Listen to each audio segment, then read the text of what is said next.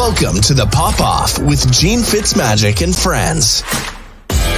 Your daily sports and entertainment radio show, live all over the world. You're going to want to hear what these guys have to say. With their hot takes, recaps, previews, and predictions, sometimes these guys might get along, but most times, they won't. So see what happens when these guys pop off about the world of sports and entertainment.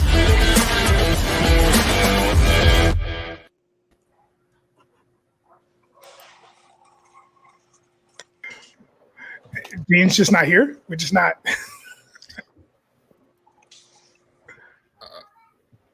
Well, welcome to the pop-off. I guess we're doing it. Welcome to the pop-off. I don't know. All three of us are going to be your interim hosts. I'm here with the lovely James Wudi and the immaculate Caleeb, and it's me, the guy who spoke first, Nigel Downer. And listen, first of all, how are you guys doing? You guys good?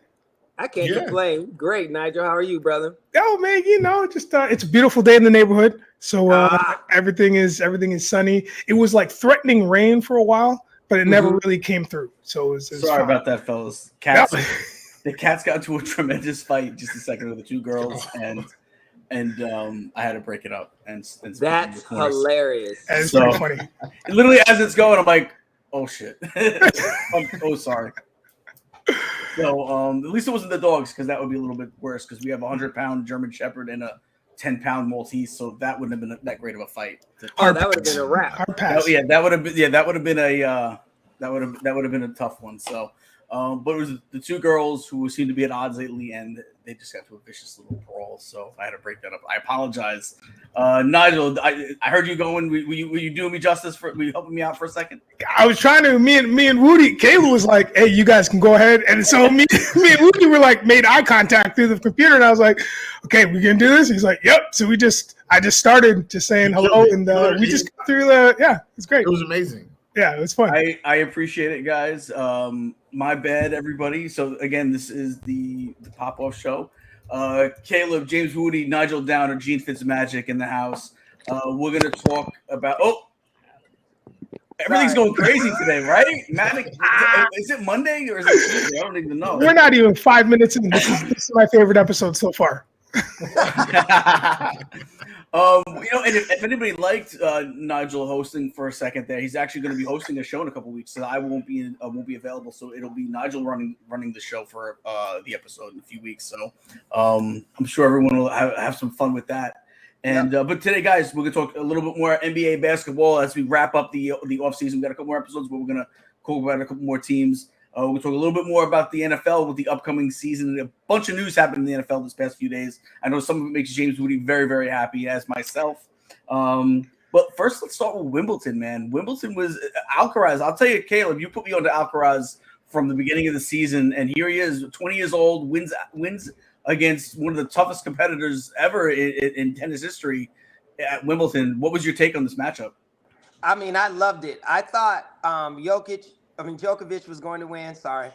I do it a lot too. Yeah.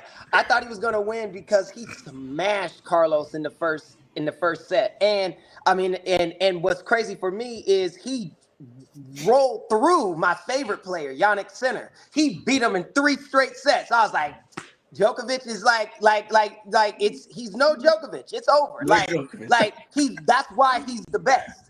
And he still is the best. Alcaraz beat him. But it's insane. He has 35 final appearances in majors. 35. That's People insane. give LeBron props for going to the championship 10 times. How about he got 25 more of those? Right? That's how and it's one-on-one. This no team, it's just you. Right? That's like being a boxer or fighter. It's way different. But I can't have an off day. Huh? You can't have an off day when it's just you. No, you can't. But Alcaraz, Carlos, Lord have mercy. That to come back, and he was down in the tie break 3-0. You only got to score 7. Djokovic only needed 4 more points, and Alcaraz came all the way back and beat him in that to push to win the second set, and then he just beat him for the next 2. I was like, that young boy is a problem. Like, he is so talented, and it's just amazing. So I was watching it. I loved it. And even the women's final, I was watching that. I mean, I thought Orange Jabeur was going to win. She's from Tunisia. I thought she was going to win that. But the very first time, well, not the first time. It's like the first time since 1990-something where a unseeded player won a major. For that woman to win Wimbledon unseeded, that means they don't even know who you are. Yeah. You know what I mean? Like they're spelling your name wrong. You're like, wait, who? Oh, okay. You know what I mean? And then to win it, like, you can make a movie about that. Disney probably will. Disney probably will. Once everything goes back to normal, Disney probably will. Oh, you know what I mean? But again, like I said, it was just a wonderful, wonderful tournament. As you know, I'm a big tennis fan. I love it. My friends do not understand why I like it. They tease me all the time, but I could care less. I'm a sports person, and that's just one of the sports I just love. You know what I mean? It's like swimming, gymnastics. I love it. If it's on, I'm watching it. Like, I'm one of those. You know what I mean? So, and I know what you're gonna say, but you can't watch baseball? No, not until October. Okay? So that's it. There's more at stake at Wimbledon than there is, like, let's even look at it every way. Every tennis game is a one and done, really, right? Every tennis match is one and done. It's March Madness. Every tournament it's March Madness. Yeah. And you get a bunch of them throughout the year. So I can understand why tennis, if you like both sports, why tennis could take a little bit of precedent. That makes sense to me. Yeah, I just love it. Like, I love the game. You know what I mean? It's fun to watch. I understand it. You know what I mean? So like I'm into it. You know what I mean? And that's why there's so many different sports. There's somebody that's into axe throwing the way that I like tennis.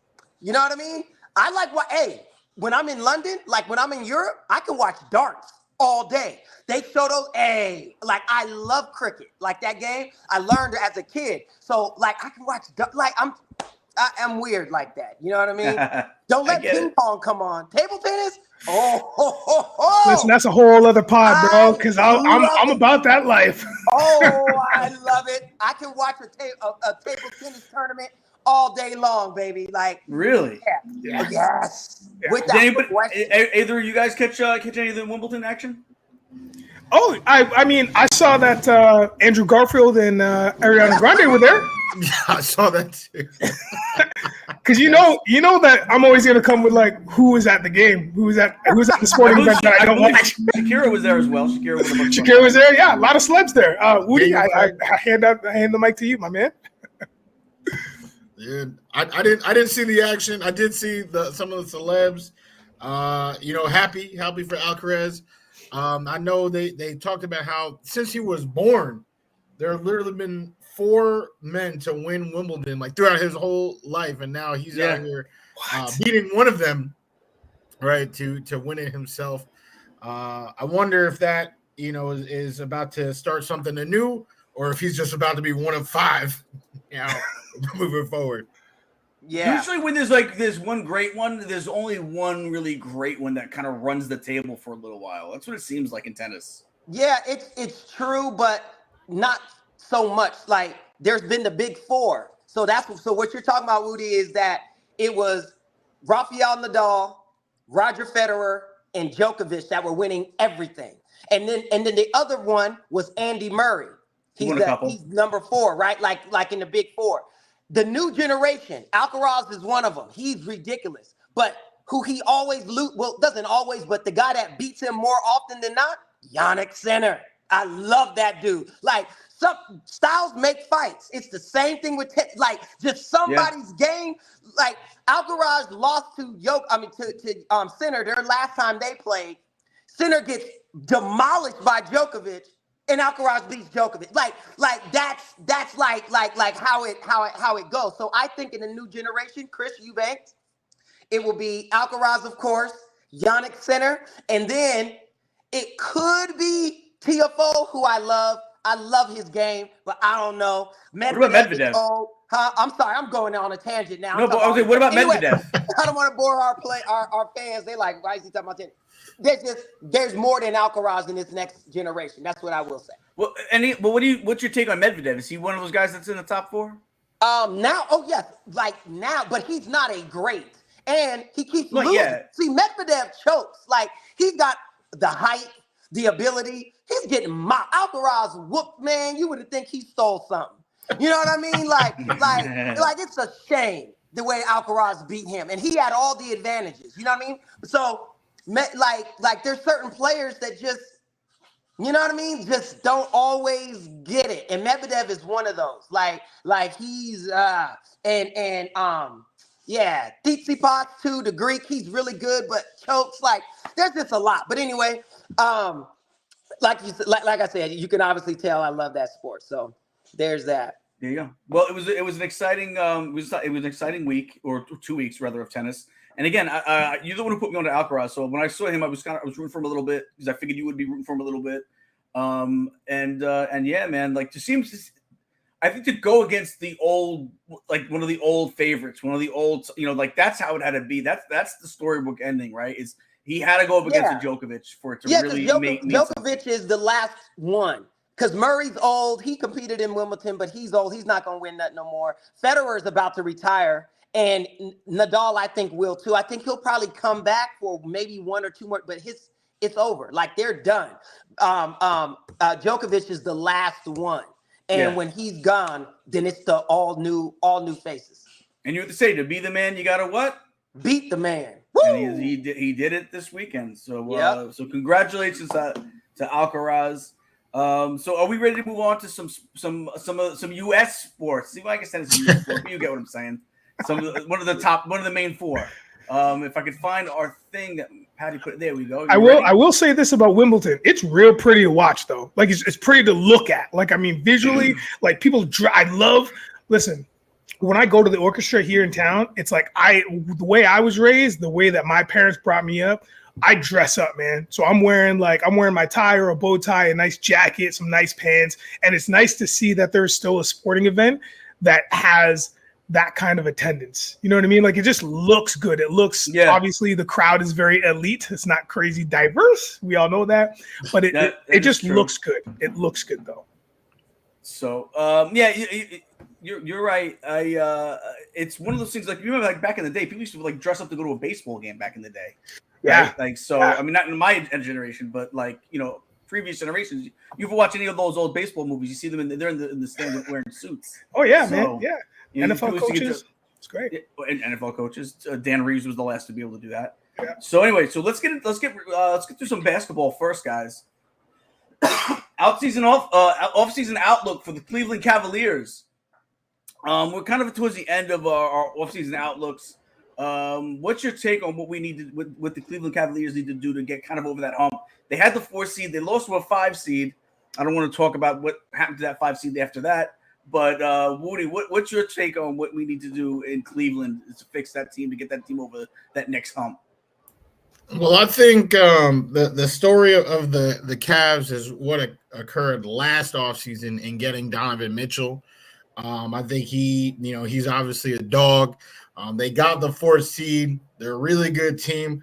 The thing I like about them, as opposed to these other young teams, or maybe I don't know. I don't know if I want to say I like, but the thing that's interesting is that when we talked about the Kings last week, right? The Kings, we know what they're going to get better at, right? They're old enough. Like De'Aaron Fox has been in the league enough where we know, okay, he's just going to get better at the things he does. Sabonis, he's going to get better at the things he does. But Evan Mobley is still trying to find his way, like in the league. Darius Garland, he's been here for a little bit, but he is still developing as a player. So while we can assume these guys get better, they're still kind of trying to find their identity. And I think that is why they lost in the playoffs to a horrific team, because they just were trying to find themselves. They were still trying to find out who they are and, kind of turn it to hero ball a little bit. But as they continue to get better and develop more facets of their game, it's going to be great. So if I'm in the front office, I'm sleeping at night. I'm like, hey, I did my job. I gave this, a great roster. They added Max Strus. They definitely overpaid him, giving him $60 million. Definitely overpaid him, yeah. But depth, right? We talk about it. Caleeb, talks about the rec league, right? That's literally one of those rec league guys from Miami. So depth is cool. Right now, the pressure's on JB Bickerstaff, the head coach, to actually now develop these guys the right way, because now, what do you want Evan Mobley to work on? What do you want Darius Garland to work on? Do you want Darius to improve his pick and roll ball handling? Like, what are the skills that these guys need to do to play more cohesively as a team? Do you want Jared Allen to start shooting mid-range jump shots so he can get his big frame out the paint for the rest of his team? Like, these are the things where it's on JB to kind of develop, kind of like, how Doc did for the 08 Celtics when they were trying to figure out, well, what facets of our games are we going to keep and what are we going to remove? So pressure's on him. But if I'm the front office, I'm asleep again, because under JB, they went from 22 wins to 44 wins to 51 wins. So I feel like future's looking bright. I'm okay if I'm that front office. Do you think Max Strus, that contract's going to come back to bite them in a couple years? Maybe even next year. Like a lot of bums get money. Like there's so much money going around that I feel like it sounds terrible, but I don't think it's ever going to be like, oh, like that's an albatross around their neck. I don't think so. Okay. I agree. What do you think? No, I just agree with what Wudi said, because Charles Barkley said that famously. He said, we're paying janitors $200 million a year now. Like giving $200 million contracts, right? So he's just meaning like these guys they wouldn't even make our team in the 90s. Like the guys that are getting these now he's probably exaggerating, but Wudi's making that same point. It's like the market is so high now, like the amount of money, you have one good season and now you can get $30-40 million. Like, it's not even impressive, because it's like they're stealing money, because they're not that good. Kyle Kuzma does not deserve $100 million. I'm sorry. No. He does not. You know what I mean? Like, stop it. You know what I mean? So that's what I'm saying. But the market says he does. And he's in it, and that's just what it is. Meanwhile, my boy Saquon can't even get a damn deal. You know what I'm saying? And I digress. I know we ain't talking football, but that kind of makes me upset. You know what I'm saying? I think he deserves it. I'm not even a Giants fan. Y'all know who I roll with. I hate the Giants. You know what I'm saying? But as a man, and I'm seeing another young man who is great at what he does and is being told your value is not that. What? But we gonna pay a janitor $80 million because he has a QB in his title. What? And I'm sorry, I'm not a Daniel Jones fan. Danny Dimes, cool nickname, but you're Danny not Dingles. Like, come on. You know what I mean? So anyway, I know. But to the point, Cleveland, yes, I agree. They're on the right track. They are moving in the right direction. Maybe a couple moves here, a couple moves there. You know what I mean? Like, if they can. But I think they got a solid team. Adding Strus adds shooting, right? So what he has to do is continue that and practice all the time, because he was too hot and cold for Miami. Had he been like my boy Austin Powers in LA, Miami might have done more against the Nuggets. Not saying they would have won. I'm not saying they would have won the championship, but they at least would have won more games. It might have went to a game 7 or something. You know what I mean? Just the ability to hit that 3-point shot consistently changes everything. So if Strus can do that, I think his contract will not be the albatross like Wudi called it. I totally agree with that. So Nigel, do they take a step up next year? Do they maybe finish in a? Can they get inside that top 3 seed, or can they maybe win a round next year? Yes to both questions. The answer is yes. I'm going to tell you why, because there's a point that I've been holding on to, just making sure that none of these brothers jump on this. I'm going to start with this. Summer League. This year's Summer League has probably been the most watched or most attended or most exciting Summer League that the NBA has ever put on. Yes, we know why. Because of the Spurs' number 1 pick, Wemby. We understand that. But on top of that, the amount of talent that has showed up that people didn't think were going to show up from all squads. I got friends. I had about a dozen friends that went down from Toronto to go see our boy Grady Dick over there. Like they went to support, man. They went and saw 2 games. So what I'm saying. Porn name, right? Oh, Just yeah, so listen. know. The memes and the posts have gone out of control. They're gonna dampen down for a bit, for a couple months, and then once a preseason starts up, man, they're just gonna ramp right back up again. He's ready for it. He knows what he's in for. Coming from the mecca of basketball. Yeah. But my point is, the reason why I bring it up is because Cleveland just won the Summer League championship. And on top of that, they played against Houston. Now, I don't know if we want to talk about Houston because I'm not a big fan, but this is another team that is making moves, though. I don't want to say they're in the same, Cleveland and Houston are in the same boat as Sacramento, which again, we talked about last week. But Cleveland is close, man. Cleveland is close. Having that Summer League win and then having Isaiah Mobley, having him show out at that thing, they won 99-78. Houston had a great showing too, but Cleveland is on top of things, man. Again, Wudi stated, man, front office, I'm sleeping well at night because that means you're going to come out of the Summer League into camp with a little bit more swagger, a little bit more mojo, and now everybody can get fixated on what they did last year. Sure, man, they got beat up real early, which was a shame, but people got to know that Cleveland is coming. One thing that they got to really work on, actually 2, rebounds and just an overall scoring. They're 25th in both of those categories, and their rebounds are bad. Jared Allen is a top rebounder, and he barely gets 10 rebounds. Barely. Yeah. So, if you're going 9 rebounds and under, and then your next guy's at 6 and then 4 or 5, that's a problem. That is legit a problem. You're not going to win this league without getting your offensive and especially defensive boards, but your offensive boards, it's a wrap. So I think Cleveland's going to improve vastly, and mostly it's because they're going to have that kind of Miami swagger, I think, next year. I say beware of the Summer League because the Summer League can play a lot of tricks on people, man. I remember a few years ago, Knicks had a guy they drafted, Kevin Knox. I'm sure Wudi will remember.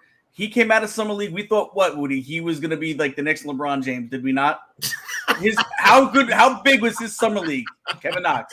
No, he was tremendous in Summer League.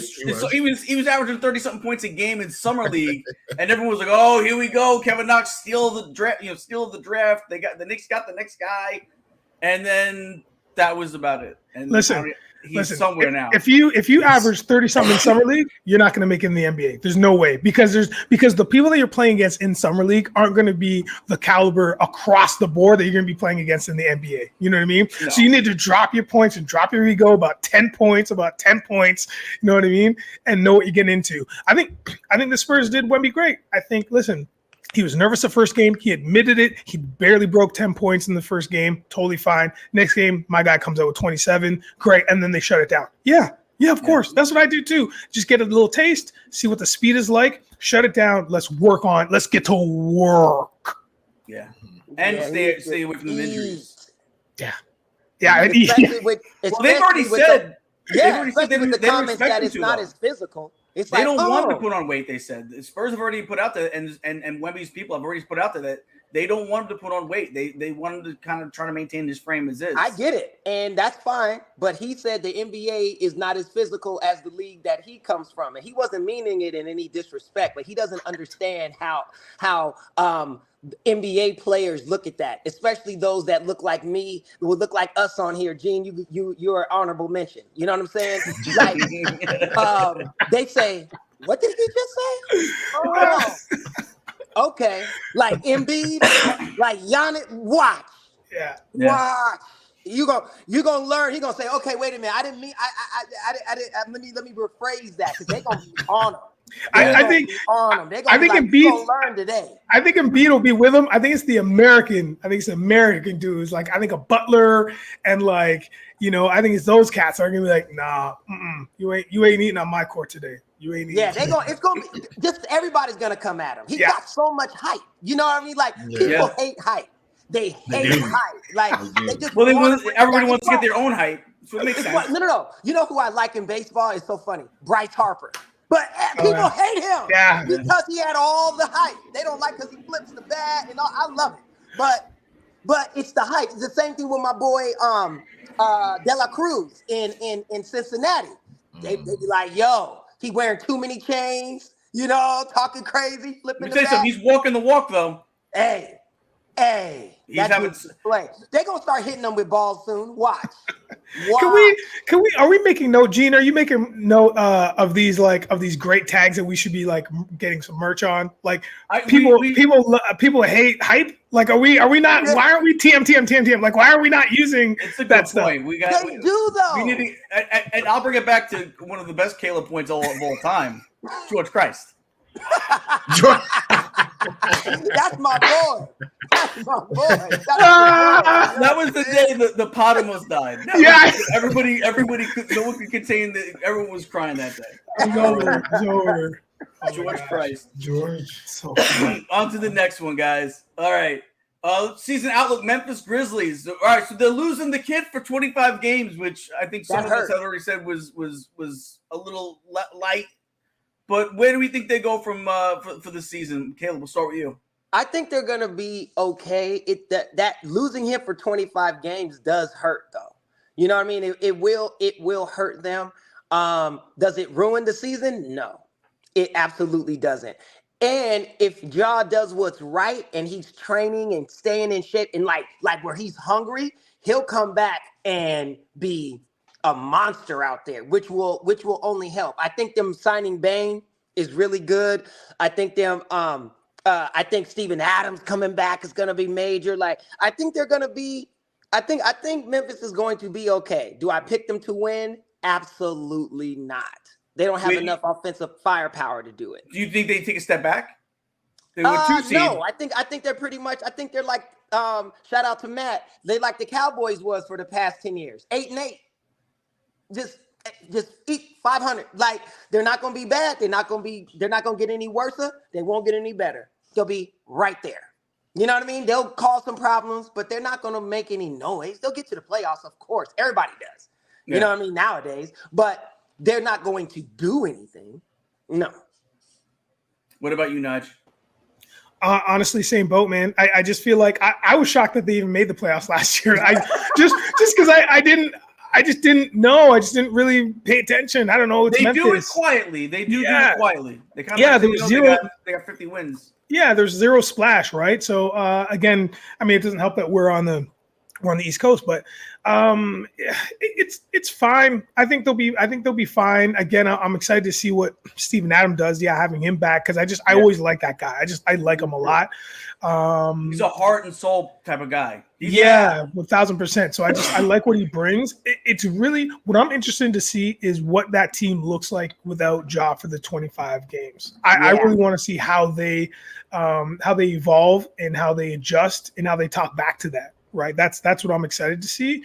So I'll catch as many games as I can just to kind of get the tone. And then obviously I want to see what happens when he does come back, which should have been longer than 25 games. That's just me.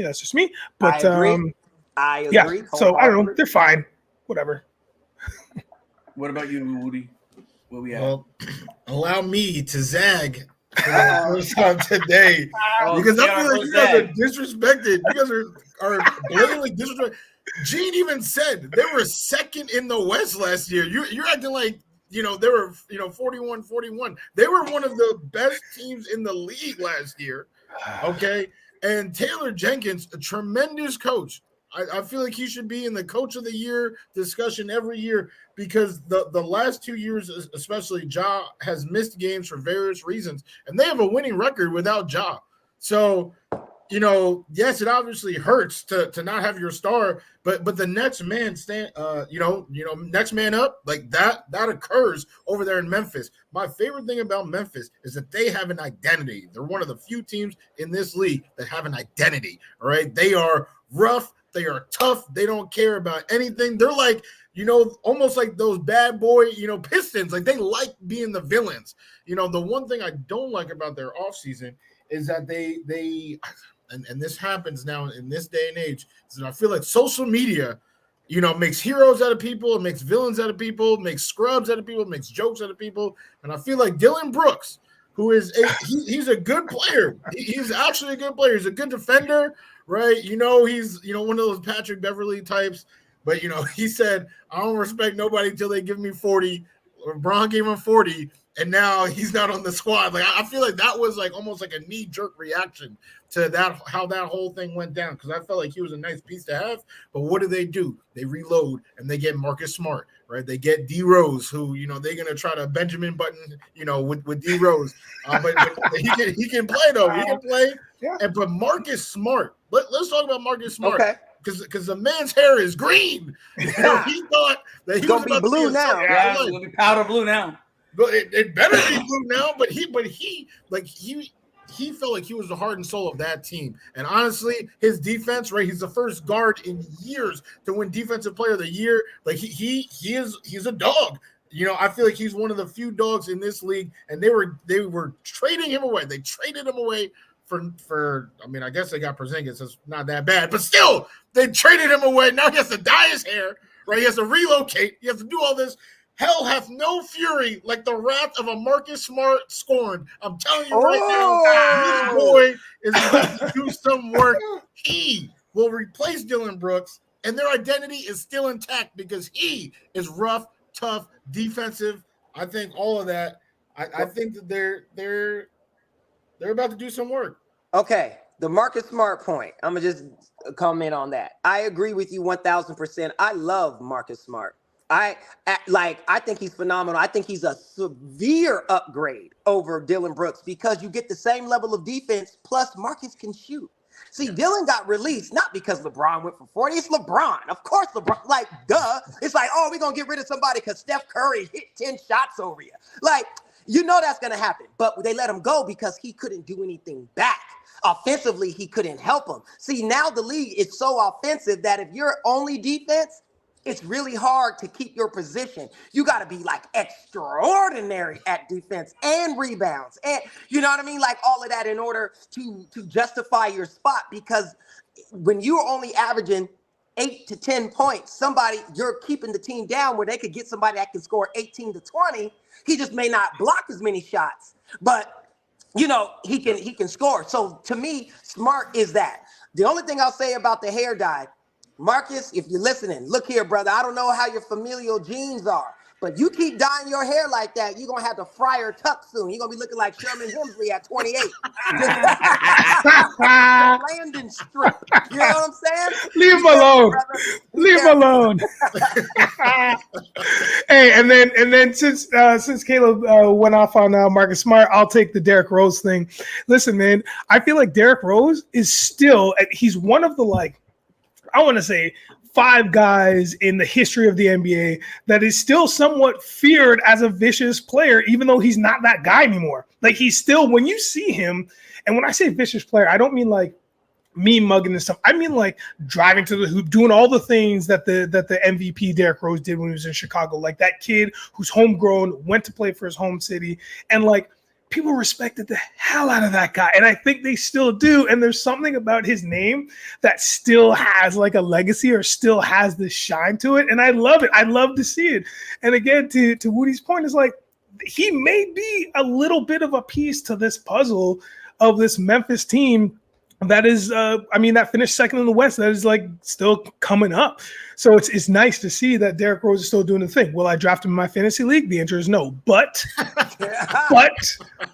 still fun to watch.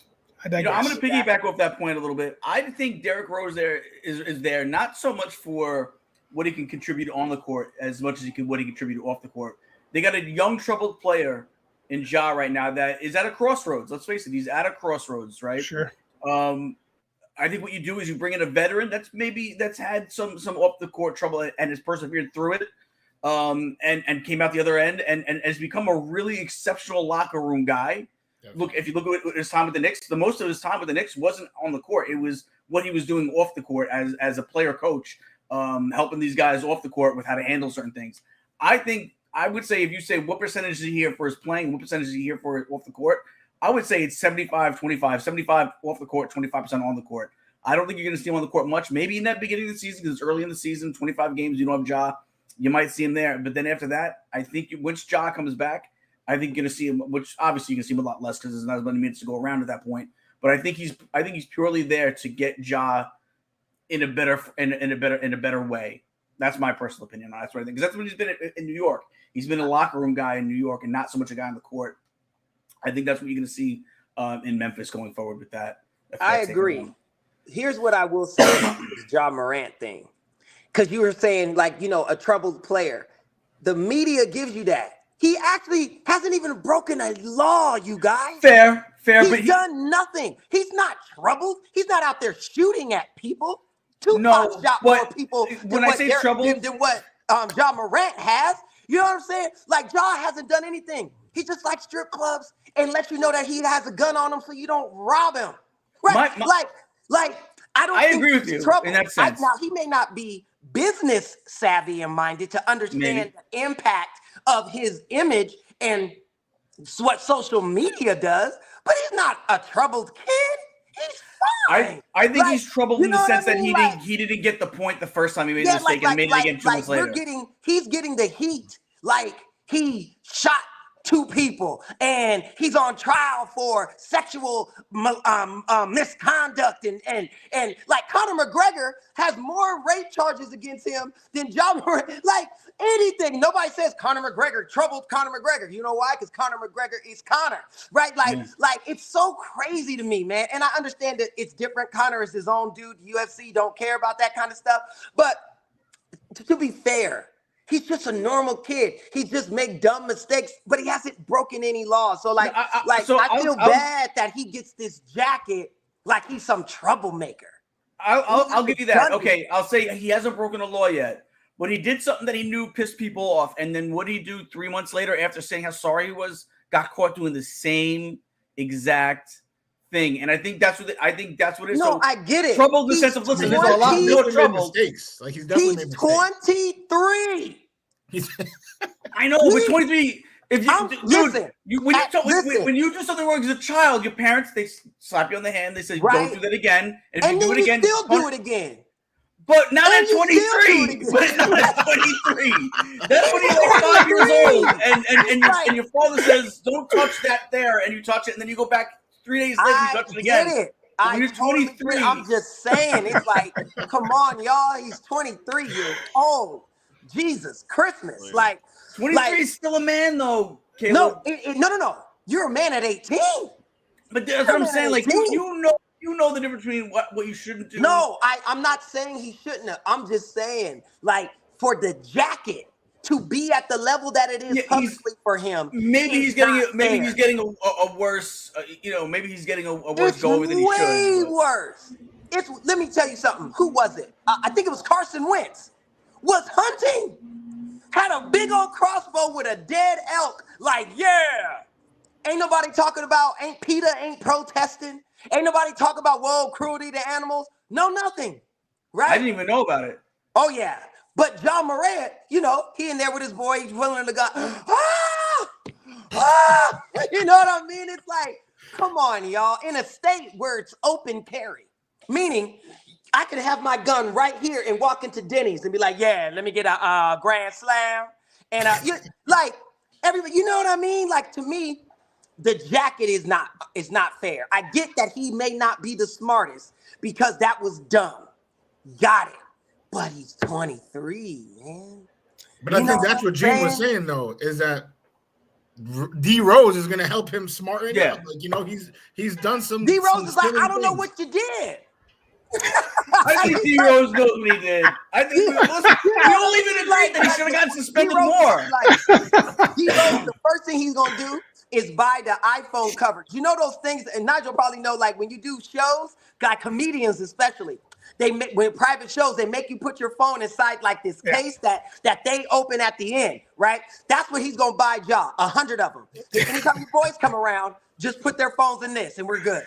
We're good. Because he hasn't done, like, strip clubs, like. No one's messing around with where, no one cares about where it happened. It's the fact that it did happen. It's the weapon. And then all right, don't do that again. You're going to get a few game suspension. I think they suspended him, 8 games. And then he does it 2 months later. It's like, come on, bro. No, I get it. No. That point is right, but that's the 23 part. I'm like, of course he's a kid. Even though you're a grown man, I understand. But y'all know, men mature later than women. So like, I'm 43 and I'm starting to see like, damn, okay, maybe I should adjust this and that. Like, you know what I'm saying? And I got 20 years on that dude. You know what it is? It's not like, here's my thing with it, is it's premeditated, because it's not like, you know, you're in a setting where you shouldn't say a certain curse word and you curse and it slips out because that's how you talk and it slipped out. It's not like that's what happened. He actually had to go about to get a camera, get a gun, put them together and like peanut butter and jelly and make a sandwich. It had to be put together. It wasn't like he said a curse word and it slipped out by accident because that's how he speaks. Well, I don't know if that's necessarily true, because like you don't know, like, you know, you're taking a video, like you don't know if it's a live, you don't know if it's someone on their camera roll. But like, that's why his boy needs to be in some trouble then, because his boy knows I just got suspended for this. Don't let me get caught like that again. And now this guy, the boy, what? Oh, he's by Caleeb rules. Oh yeah, you're done. Like you're like you're in trouble for real. Like worse than your parents. No phones. Because I'm taking care of you. You know, John probably pays for that phone. That's my point. I'm John Moran. I pay for your life.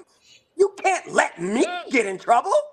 Like, if anything, you're like, that was me. That was my gun. It wasn't his. Like, you take everything. Nothing can happen to him. That's how you have to think. You know, so I blame his boy. Y'all's young, but your people, when you paying everybody's bills and everybody is straight because of you, there's rules. The rules change a little bit. You know what I'm saying? Like, I that's just how it is. I believe that wholeheartedly.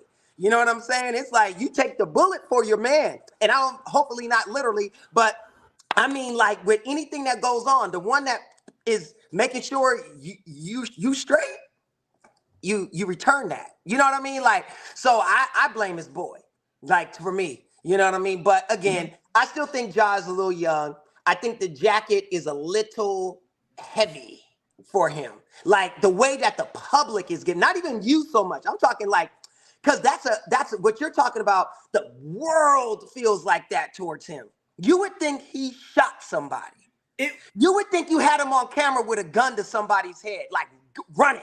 Like that's how it's being like the energy of it is like that. And I think it's the fact that he nonchalantly did it a second time is where I think the most of the frustration. A lot of people are upset about that. Yeah. I get so. All right, we'll get on to the next one. Sorry, guys. The chat. No, it was a fun time. It was a fun debate, man. It was a fun debate. We're gonna go to the Denver Nuggets now, though. Denver Nuggets. What are they? I mean, do they even have to do anything? Just I say, sit back, relax. They lost some key pieces, though. They did. Ron, I believe they've lost, right? I'm trying. Listen, Bruce people think overpaid. You can just. Yeah, they did. Oh, not Braun. Yeah, they lost Brown, not Braun. But people think you can just like. Pieces are just interchangeable. Like, oh, it's nothing. Just move this. No, that's all chemistry. That style, that's heart and energy. Like, I think it's Brown that left. That got the. I think he was Indiana, I believe. Losing him, like that's not. You don't just replace that. Like, you know what I mean? Like 1 + 1 doesn't always equal 2. You know, especially when it comes to human beings, it's like you just moving people thinking it's like as long as I got Jokic and Murray, we're good. No, you know what I mean? All of those pieces come together to make that thing work. So I'm not saying they're gonna fall off. I'm not saying they're not gonna still be great. I just mean it's different now. When you lose key people like that, Brown was coming off the bench, scoring 15 to 18, playing defense, stopping, getting the crowd hype. Like that means something. And to just lose it, is to me, I'm telling you, people just think you can just move people, and it's not that way. Energy, the way people flow together. There's units that just work that if you separate them, they don't work in other places. You know what I'm saying? Randy Moss was over in Oakland. Then he goes to the Patriots and he's the best receiver in the NFL again. All of a sudden. You know what I mean? Like, yeah. So that's what I'm saying. You just don't. it's a little. I'm waiting to see what happens because they didn't just lose Brown; they lost a couple others. I think Caldwell Pope is still there, but yeah, I believe he is though. Yeah, but there was like a couple others that like were contributors coming off the bench and all of that. Like I don't know, so we'll see, but they'll be fine. I mean, they're the defending champs. Nige, they gonna repeat? Oh man, repeat. That's a big word, man. That's a big word. Well, let me ask you this: you don't have to say yes. They definitely will. Give me a percentage that they will. Oh, great. That's even better. I'll give you like I want to say like there's an 81% chance that they'll repeat. Damn, that's very high. That's high. It's really high. It's really high because I think what's going to happen is I think they'll start out hot, and I think the wear and tear of the playoffs of the whole run is going to get back to them. And I think past the All-Star break, they'll ramp it back up again, and we're going to see the Nuggets of old, and they'll make a run. I'm not saying they're going to make a bunch of sweeps and a bunch of cleanup. But I think it's going to be. I think they're going to come really close, though. If they don't win it all, I think it'll come really close. I'm very confident in them. Look. The block is hot down here in the city, man. The block is hot. Like Toronto's no joke, baby. It's what time is it? 12:46. Sirens going off like crazy. Another thing I want to mention though, because right now I seem like I'm jumping off the off-beaten path. I like to hop off. I want to make sure that we talk about the 2023 FIBA Basketball World Cup. Why am I bringing this up? This tournament is going to happen this year at the end of August. The reason why I'm bringing this up is because momentum. I talked about it with Cleveland and winning the Summer League. I know that it's going to be a while before the basketball NBA season starts up again. But this World Cup has got premier players in it. And right now, Canada is hot to trot. There's so much in here in Toronto, in this city, and across the provinces, across this country.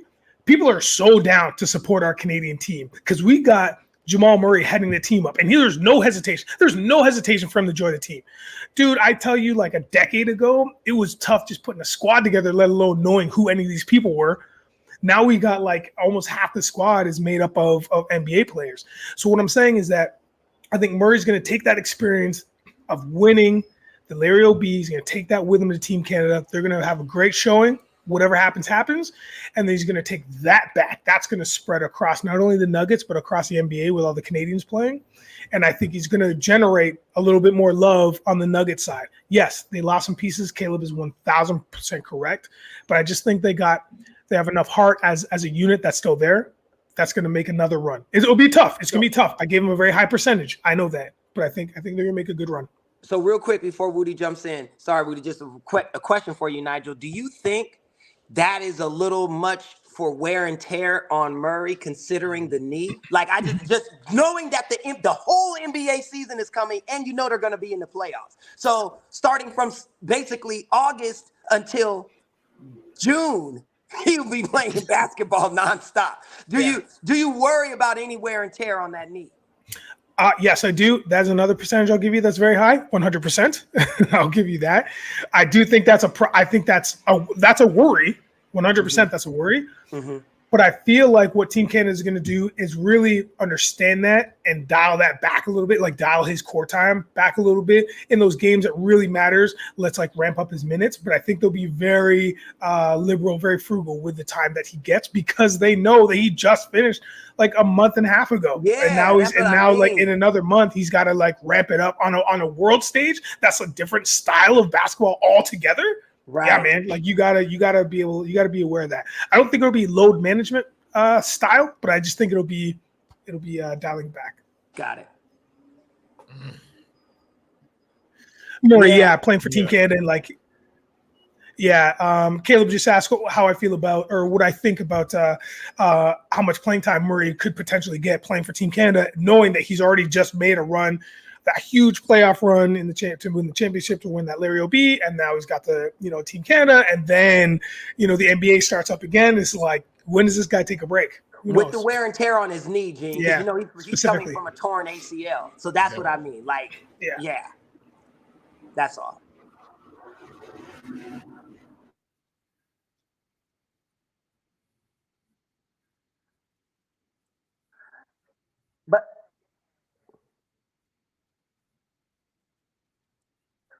But literally, it will be within a year. He's only had 30 days off.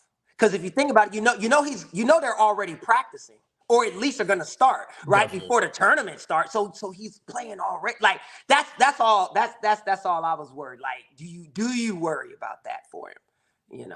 That's a lot. Yeah.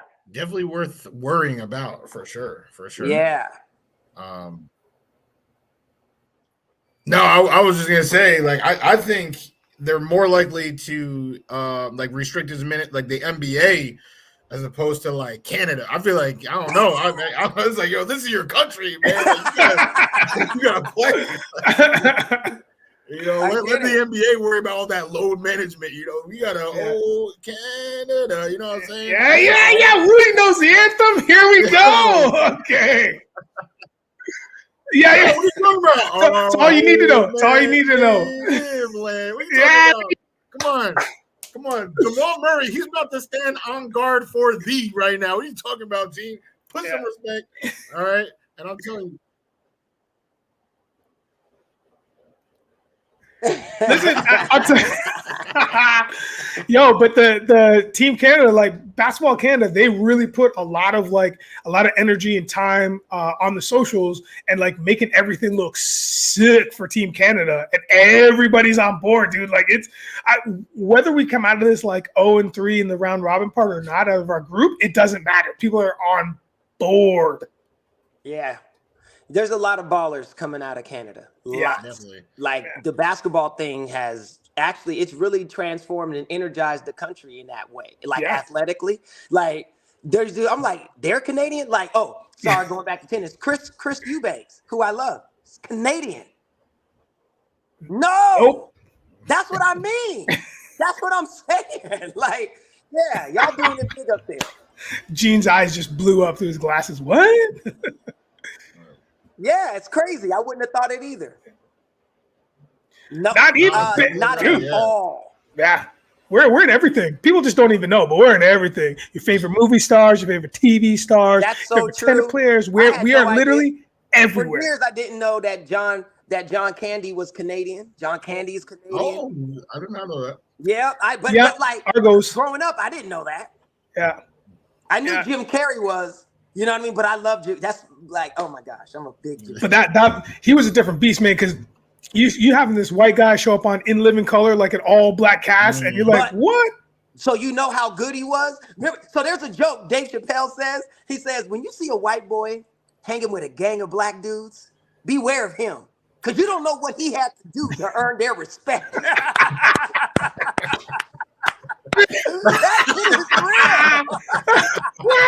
That's another shirt. That's another shirt. That's me right now. That's another shirt. But it's true. It's like that's what Jim Carrey, to be on that. Tommy Davidson, David Allen Greer, all the Wayans in their prime. Yeah, crazy. like Jamie Foxx, all these dudes, and for Jim to carry it like that, he was super talented. Yeah. Fire Marshal Bill Viracosa. Remember the Vera builder? And you know what? And listen, the best part about that, and I hate to, I'm going to bring it to this moment very quickly. The best part about that is that it wasn't about race for him. It's not like all his characters were white guys in a black scene, or he was the white guy. It very rarely happened. It was very, very rare. And that's what was so special about it, is that he was just part of the cast that could hold his own and some. Because he was hilarious. See, funny trumps everything. Yeah. Funny trumps everything. Funny wins. That's what we say in the biz. Funny wins. Yeah. Every time. Let's do it.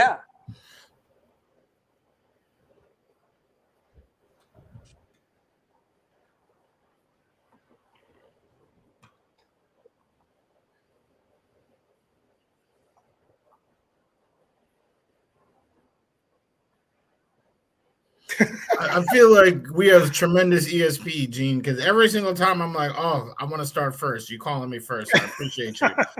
DeAndre Hopkins, I'm disappointed. I am disappointed in the whole scenario. He's actually my number one favorite receiver in all of football. He has been for quite some time. Yeah, I love his hands. When I was looking to relocate in this country, I literally put Houston as a top contender because I was like, I want to go to Texans games because I want to see my mans. And then Bill O'Brien started playing games. So down here in the Carolinas. But he's a tremendous player. He has not, and this is what annoys me the most. He has not declined in any fashion. He was on pace last year for 1,400 yards, and his QBs were Colt McCoy, who I would not recognize if he walked inside this room right now. I would not recognize. I would call the cops. Or Trace McSorley, who I don't even know. I didn't even think that was a real name, Trace McSorley. But those are his QBs this year, and he was on pace for 1,400 yards. The man says he's trying to play with a great QB. He's trying to still compete for a championship. Is he not getting offers? Like, what is it? Because in Tennessee, what boxes being checked? What boxes being checked in Tennessee? Please, can you please tell me, DeAndre? I'm assuming that's what that means. He went with the money deal. But like, you could just play on a vet minimum. I know that sounds crazy, but you do it 1 year and you get paid the next. Look at Odell. Odell did that for LA, right? He scored a touchdown in the Super Bowl, tore his ACL, did not play, and now he makes $18 million a year in Baltimore. Right? Like, if he just play the vet minimum anywhere, go to Kansas City, don't go to Buffalo because I'm a Jet fan, but go somewhere else and just win that ring, right? Get that TD on the big stage, and you can get paid anywhere. So I'm just sad. I think it's on the NFL too, right? Like, they, why did they treat him as if he's declining? I know he's 31, but 31 is a new 26. That shouldn't be a big deal. He has not declined. Why is he not getting paid? Why is he not getting these offers? And I know Caleeb talked about it from the running back perspective. If there's anything I can do, somebody I can write a letter to. These people need to get paid because they're putting their bodies on the line for our entertainment. And I don't know what happened with DeAndre, but he must have just taken the biggest check. And now I don't think he cares about respect. He's just getting that check, and now he's going to catch passes from I don't even know who. So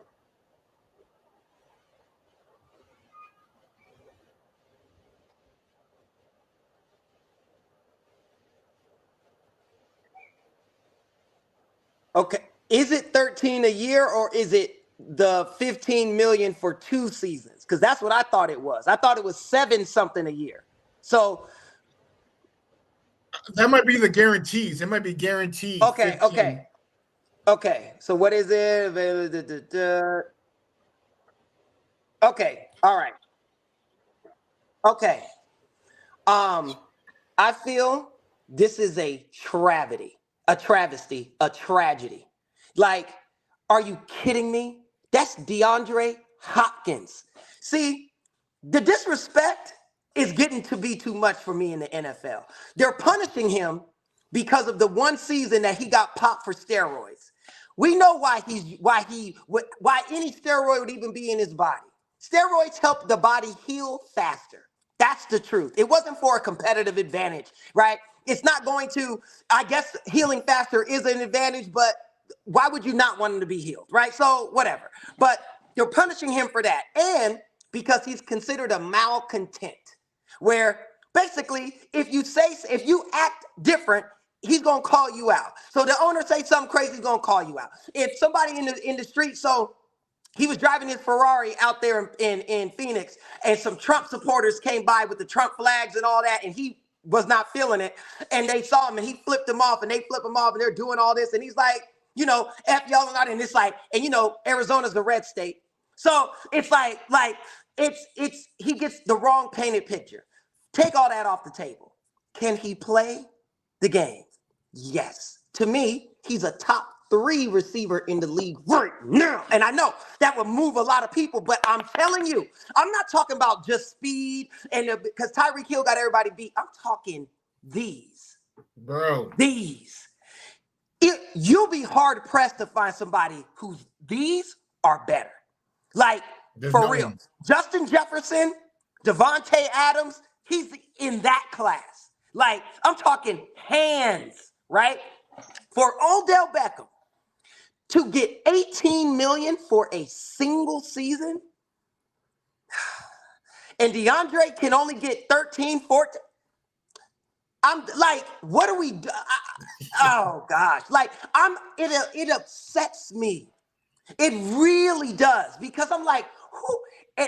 And I guess that's the best his agent could have done. So that just speaks to it even more. So I'm now going to be secretly rooting for the Titans this season.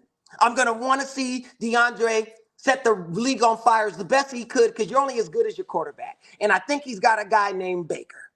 So there's that. But no, it's not Baker. Baker's in Tampa. He's got either Tannehill, Malik Willis, or Tannehill is better. Tannehill's better than Baker. So hopefully he can, show out, do his 2 years there, and then get what he really deserves. But this is disheartening to me, man. Like, I'm like, dude, what are they not seeing? But hey, it is what it is. You got to take what's given to you. They always say you don't get what you're worth, you get what you can negotiate. So there's that. But I think it's a tragedy. I'm going to finish Caleeb's sentence because his instinct said not to finish it. I'm going to finish it. What are we doing? He stopped himself short, and he shouldn't have, because that is the question that we should be asking multiple teams in the NFL that needed, because he's no longer there, but needed DeAndre Hopkins. It's ridiculous. These fine gentlemen, you guys have all made the points that I would have made. I'm not going to go in too deep. I think he's, again, yes, one of the finest receivers. Again, once upon a time, I was a receiver myself, so I focused on the receivers. Hopkins is right up there in my top 5 of all time. The guy's just he's fantastic to watch. I know we're going to talk about these crazy NFL predictions later, but I'm just going to plant the seed right now for my crazy prediction, which involves Mr. Hopkins. So I will say that later when or if we get to it. But the guy's gonna ball out, right? We all know this. The other 2 receivers that are starting for Tennessee don't even have 1,000 yards combined. We know what Hopkins is gonna do. We know what he's gonna do. So listen, I don't care who the quarterback is. He's gonna shine out there regardless. And you got Derrick Henry there too. I mean, it's gonna be. So Nigel, I'm gonna give you this. So on SportsCenter yesterday, when they were talking about it, right? Yeah. They said how many touchdowns has DeAndre Hopkins scored in the last like in his career against everybody else on the Titans? He has 72. The next person had 12.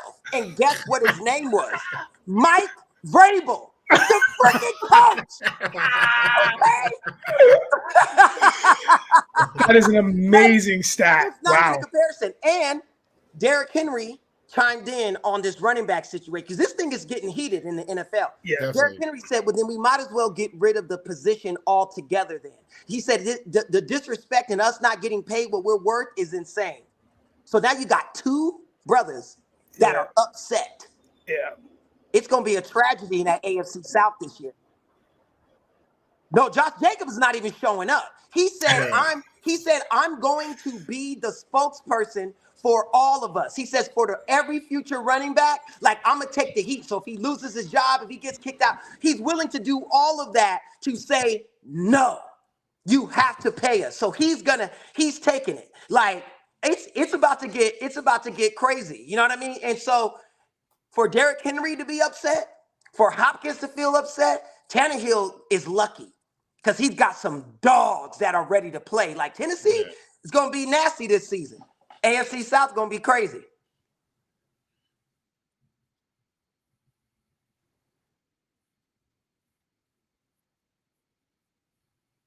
With what? With the running backs?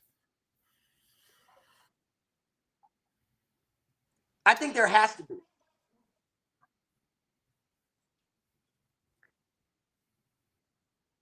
Dude, it's. But I will say that just came out, and we all knew it. When I say we, Steelers fans all knew it. And Le'Veon just said, I think a week ago, he's like, I screwed up. I shouldn't have left Pittsburgh. And this was years after, and that was the stupidest decision he ever made. 1,000%. Not only that, biting him in the ass financially, but I think it did mentally as well. and then he turned into a shell of what he was with my Steelers. You know what I mean? Because the game Le'Veon, he got a pretty decent offer from Pittsburgh, though. I don't think Jacobs, Saquon, and Tony Pollard have been offered the amount. Like Le'Veon, he was almost trying to milk the well dry or whatever that expression is. I definitely botched that, but I think he was trying to get a little bit more. But running backs now, like they look at Le'Veon, they look at Todd Gurley, Zeke's contract is crazy, and they're just like, oh yeah, we can't pay you. But that's just, I think it's so big that Henry, who did get paid, is speaking up. Christian McCaffrey, who he's the most recent one to get paid, is speaking up because they're just like, hey, looking right. They could just keep quiet, right? They got their bag, they're secure, but they're speaking up for their brothers in arms because that position, that's one of the most physically demanding positions in the league, but they don't get paid. So Wudi, even Henry, guess how much his guarantee was? $25 million. Aaron Donald would pay. If you see what I mean? Yeah. Like they are so underpaid compared to safeties. Get more money than them. A freaking corner that's dope will get more money than them. A tight end, a center. Everybody, left tackle, and they're all vital, but I mean, damn, man, they're like. Coaches get more than literally like it's really like sad, and I understand the reason because the position is so violent, they get injured more. I get it, but I just feel like everybody else in the league can't be making 50, 60, 80 million guaranteed, and the running back who's giving you 30 carries a game, 20 or now it's 25 carries a game, but also targeted 20 times out the backfield, right? Like, come on. And you're not paying them. Because Christian McCaffrey got paid, but he didn't get paid. Like, he got little money. Jalen Hurts, come on, man. Yeah. Like, and I understand the quarterback position, but I mean, geez. You know what I mean? Like, it's crazy. You would give Daniel Jacobs, Daniel Jones, $80 million guaranteed. And Saquon can't even get 15? Really? That's crazy. Really? It's crazy. You know what I mean? When he was responsible, and they just said it on First Take, so I know this, but he was responsible for 23% of their entire offensive production. 23? Do you understand how much that is? If somebody is responsible for 23% of the overall budget of the United States, like just imagine how much money that, like he's 23% of your entire offensive production, but you ain't gonna give him nothing. You gonna make him franchise? Like Pollard, I get Pollard, 10 million for him, and he hasn't really now it's taken over 10 million guaranteed. Hey, you gotta take it. But Saquon, come on, man. Yeah. Franchise cornerstone. Yeah, man. Yeah. So I applaud Jacobs for his stance because somebody got to do it. I just think it's a tragedy to treat your running backs like that. Well, did you see the stat or the list on something that's going around, like the last 14 Super Bowl winning teams? They looked at what their starting running back was getting paid. And not one of them made more than $2.5 million that year, right? Jeez.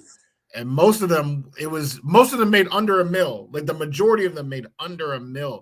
Like whether they're on their rookie deal, or LeGarrette Blount was on there, for the Patriots a couple of years, and he was just like a vet playing for the minimum or something. So it's just I feel like it's been bad for so long. This situation, and then now we've reached a breaking point because there are still generational talents at the position, right? So that's what Saquon is, right? They literally go as he goes. He's proven that. Yeah. And to just be in this scenario where now, the owners feel like they have a leg to stand on, but I feel like it almost becomes, or it is a question of humanity. Like these guys are giving you everything they got. And the Vikings, They didn't want to honor their contract. They did pay Dalvin Cook, but they didn't want to honor, so they cut him. And now I feel like Madison's going to come in, and it's going to be wash, rinse, repeat. Madison's going to have a good year, and that's more ammo for the owners. Talking about like, yo, all right, next man up. Machine. Like, yeah, exactly. So it's yeah, I don't like it. It makes me feel bad because it feels, and I'll be honest, it to me, and I could be wrong, but I feel it has racial undertones. It's the way they use it. And I know people say, no, they're paying all these black guys. That's what I mean. It's like, it's the treatment that we would get in the United States, right? Like where we don't care because there's another one of you who's coming up who will do it for cheaper because he don't have nothing. He's broke, right? Here's what's going to hurt the NFL, the NIL. Because the running back, what's his name, from Texas, who went to the Falcons, you know what I'm talking about? Robinson. Robinson made $1.8 million last year in college out of his NIL. So it's a little he's like, wait a minute, I'm not gonna make more in college than what I do here. Y'all gonna have to, right? Like, so the NIL is what's really gonna change. It's gonna hurt the NFL, but it's gonna help the running back because these dudes are gonna come into the league full. I'm like, no, I'm not doing it for that. No, thank you, sir. Right? Like you're gonna have to, and it's like it's just gonna be different. But I'm telling you, it's like you're not worth anything because we can just get another one of you, and you're lucky to be here. You know what I mean? Like that kind of feel, and that's what I don't like. So, and I'm not saying they're racist. I'm not saying nothing like that. You know what I mean? I'm just saying it just feels that way. It has like an undertone. It just reminds me of that old way of treatment. That's all. Yeah. Yeah.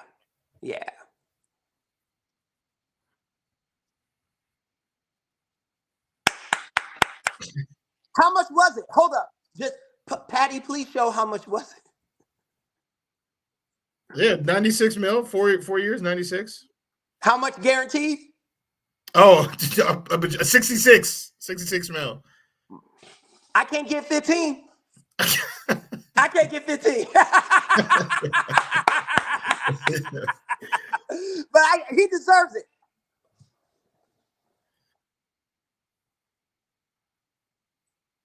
Yeah. Well, they decreased the cap hit by the NFL salary cap is a funny thing, man. They you give them a signing bonus so they get the money, but it decreases the cap. So that's what they did here to help out for this year, which I thought would just be freeing up money for DeAndre, but we just sitting on 25 million. Somebody got to pay somebody.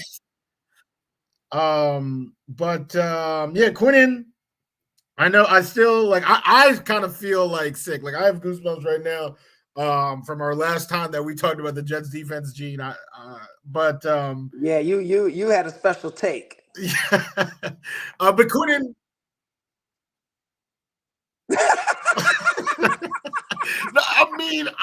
I'm just calling it how I see it. I was calling it how I see it. We're probably going to talk a little bit more about that later on. But for right now, Quinnen Williams, they needed to get this done for so many reasons. I'm so happy. I was ecstatic. I literally was near tears. I mean, it's the first Jet first rounder to be re-signed in over a decade. That is the most embarrassing, laughable stat that I can say right now. Like it's just so bad. It's a combination of bad drafting and then also bad ownership, not respecting their players. Like exactly what Caleeb was just talking about. Like we can get another one of you. So right now we just had, the draft of a century last season with, offensive rookie of the year, defensive rookie of the year, Brees, who could have been offensive rookie of the year, a couple other players. How does it look to get an all-pro defensive tackle in Quinnen Williams and you don't re-sign him? Like, what do they need to do if Quinnen establishes himself as one of the best tackles in the league and can't get a deal? What will they have to do to get a second deal? So they needed to do that to at least now everybody can get their head on straight. And now Sauce knows, all right, if I play my heart out, get a couple more all-pros, I'm getting paid. Garrett, same thing. Like everybody. So it's just that's the vibe that you want to have in the locker room, and they didn't have it. They've been lacking it, but kudos to this regime to making sure that this deal got done. Oh my Is it? This is what I'm gonna say. This is what I'm gonna say. I like what's happening with your Jets. I like what's happening with them. I like that there is this bravado now. You know what? I shouldn't even call it bravado because it's not that. But I like the fact that it feels like they want a little bit more consistency for the future. They really want to commit to a team. They're not just committing to a bunch of individuals that are just like all willy-nilly, like a potluck. They're actually really like, hey, let's put a full spread out here, and everything is going to complement everything else. Those are the only analogies I can use because I don't know the Jets organization very well. But from the outside looking in, that's what it looks like to me, and I'm happy for you. I hope it goes the right way. I really, really do because I'm excited to be a Jet supporter by proxy. We talked about this before. I think Caleeb and I are on this bandwagon for this season, for the 2023 season, to see how it goes. But yeah, man, that's what it feels like to me. And as long as the Jets go in the right direction, get a couple more wins, let's get you guys in the playoffs and just make a splash, man. Like, just make the first round. And then, like, New York's going to lose their minds. That's all I want. I don't think they'll win a Super Bowl in that contract, but I think they'll do some damage. I'll say that.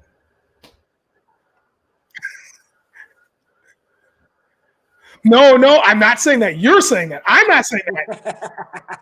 No, you're saying that. I'm saying that the Rodgers signing, that's great. That honestly, that's fantastic because he could be that, like, the whipped cream on top of that coffee that you're like, oh wow, this is nice, and it doesn't last long, like, you know, because it heats up. I told you, block's hot out here. They're coming to get me for talking about the Jets. They're like, oh, this guy's a liar. This guy's a liar. Get out of here. But that's what I think Rodgers is in the Jets organization. He's gonna sweeten the thing up for a little bit until the coffee gets cold. Then you gotta bring in something that's a little bit more permanent.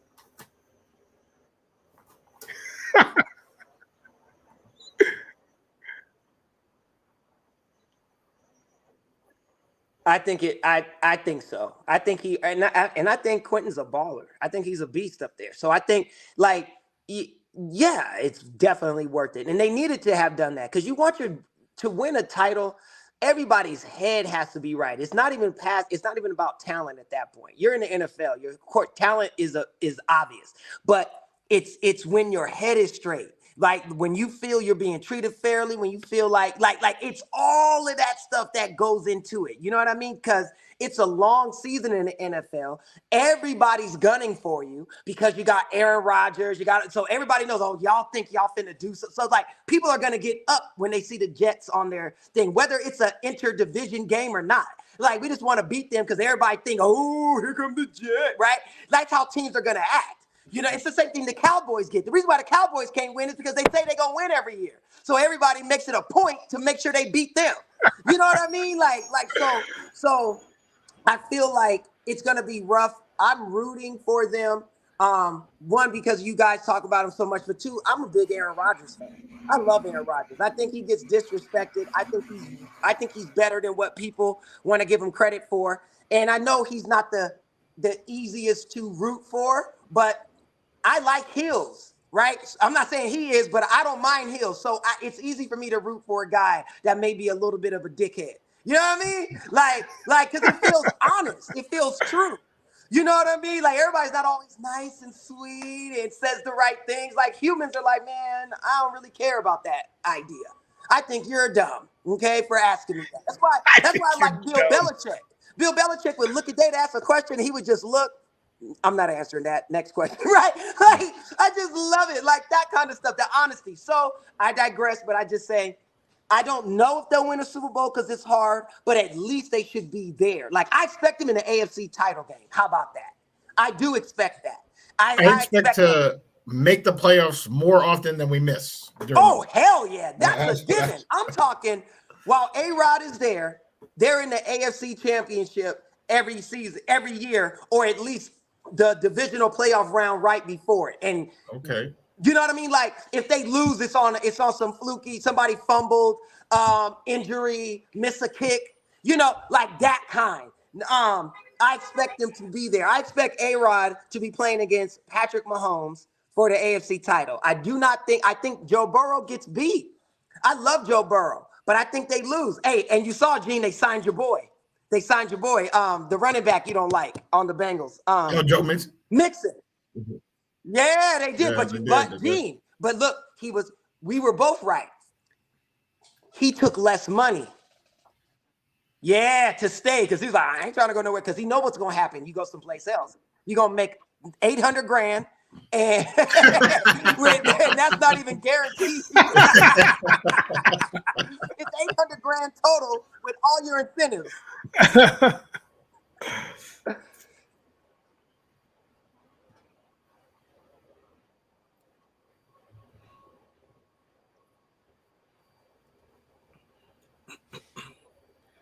Which is a whole bunch of incentives. You know what I understand here? I understand the 2027 per game active bonus, $5,882. I understand $5,000. I understand that. I've got that. That's fine. But once we're talking about like the 29, like 64,000, 1.1 mil, yo, I'm out. Yeah, I'm out. I don't even.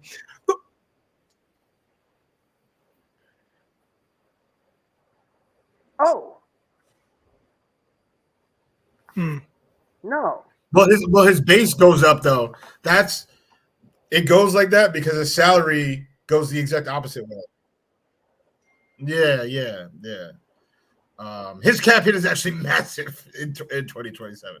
It's like 35 or something like that.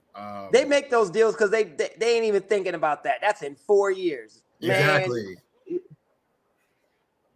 Yeah, exactly. Yeah, it's like, who knows? Yeah, that's what I'm saying. Salary cap in the NFL, it's like, like I feel like there's a loophole for everything. Like there is. It literally doesn't even matter. Yeah. Yes.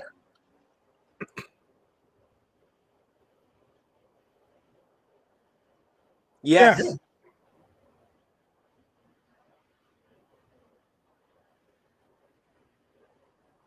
African American scream.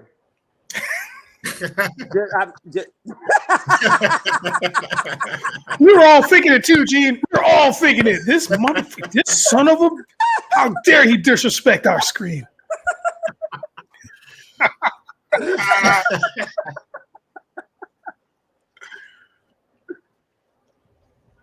Ooh, I got to think about this. I may have a couple.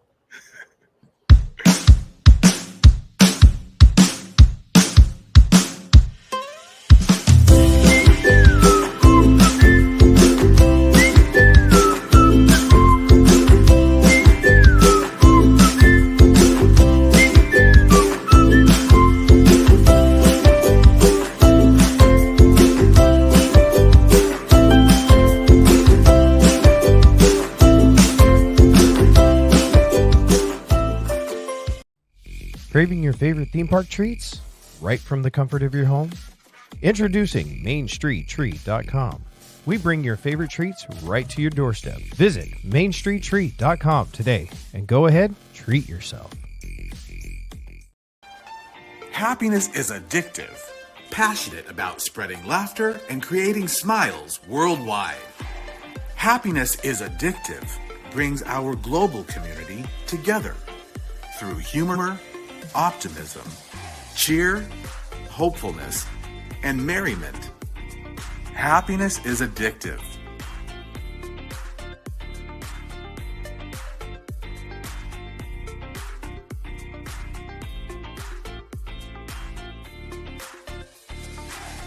Happiness is addictive.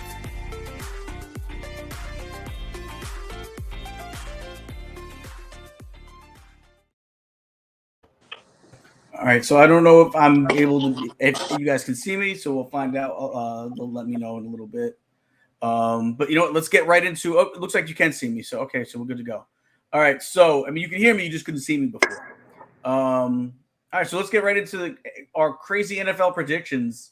I got one that I don't think is so crazy to me. To me, I think is right on par. Oh my god! Wait, don't even tease it. Don't even tease it. If you know it, Wudi.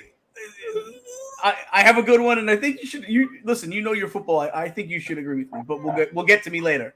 Nigel, what's your crazy NFL prediction? Oh man, I think that DeAndre Hopkins, who I had teased this earlier. I think he finishes in the top 3 receivers this season. That's what I think.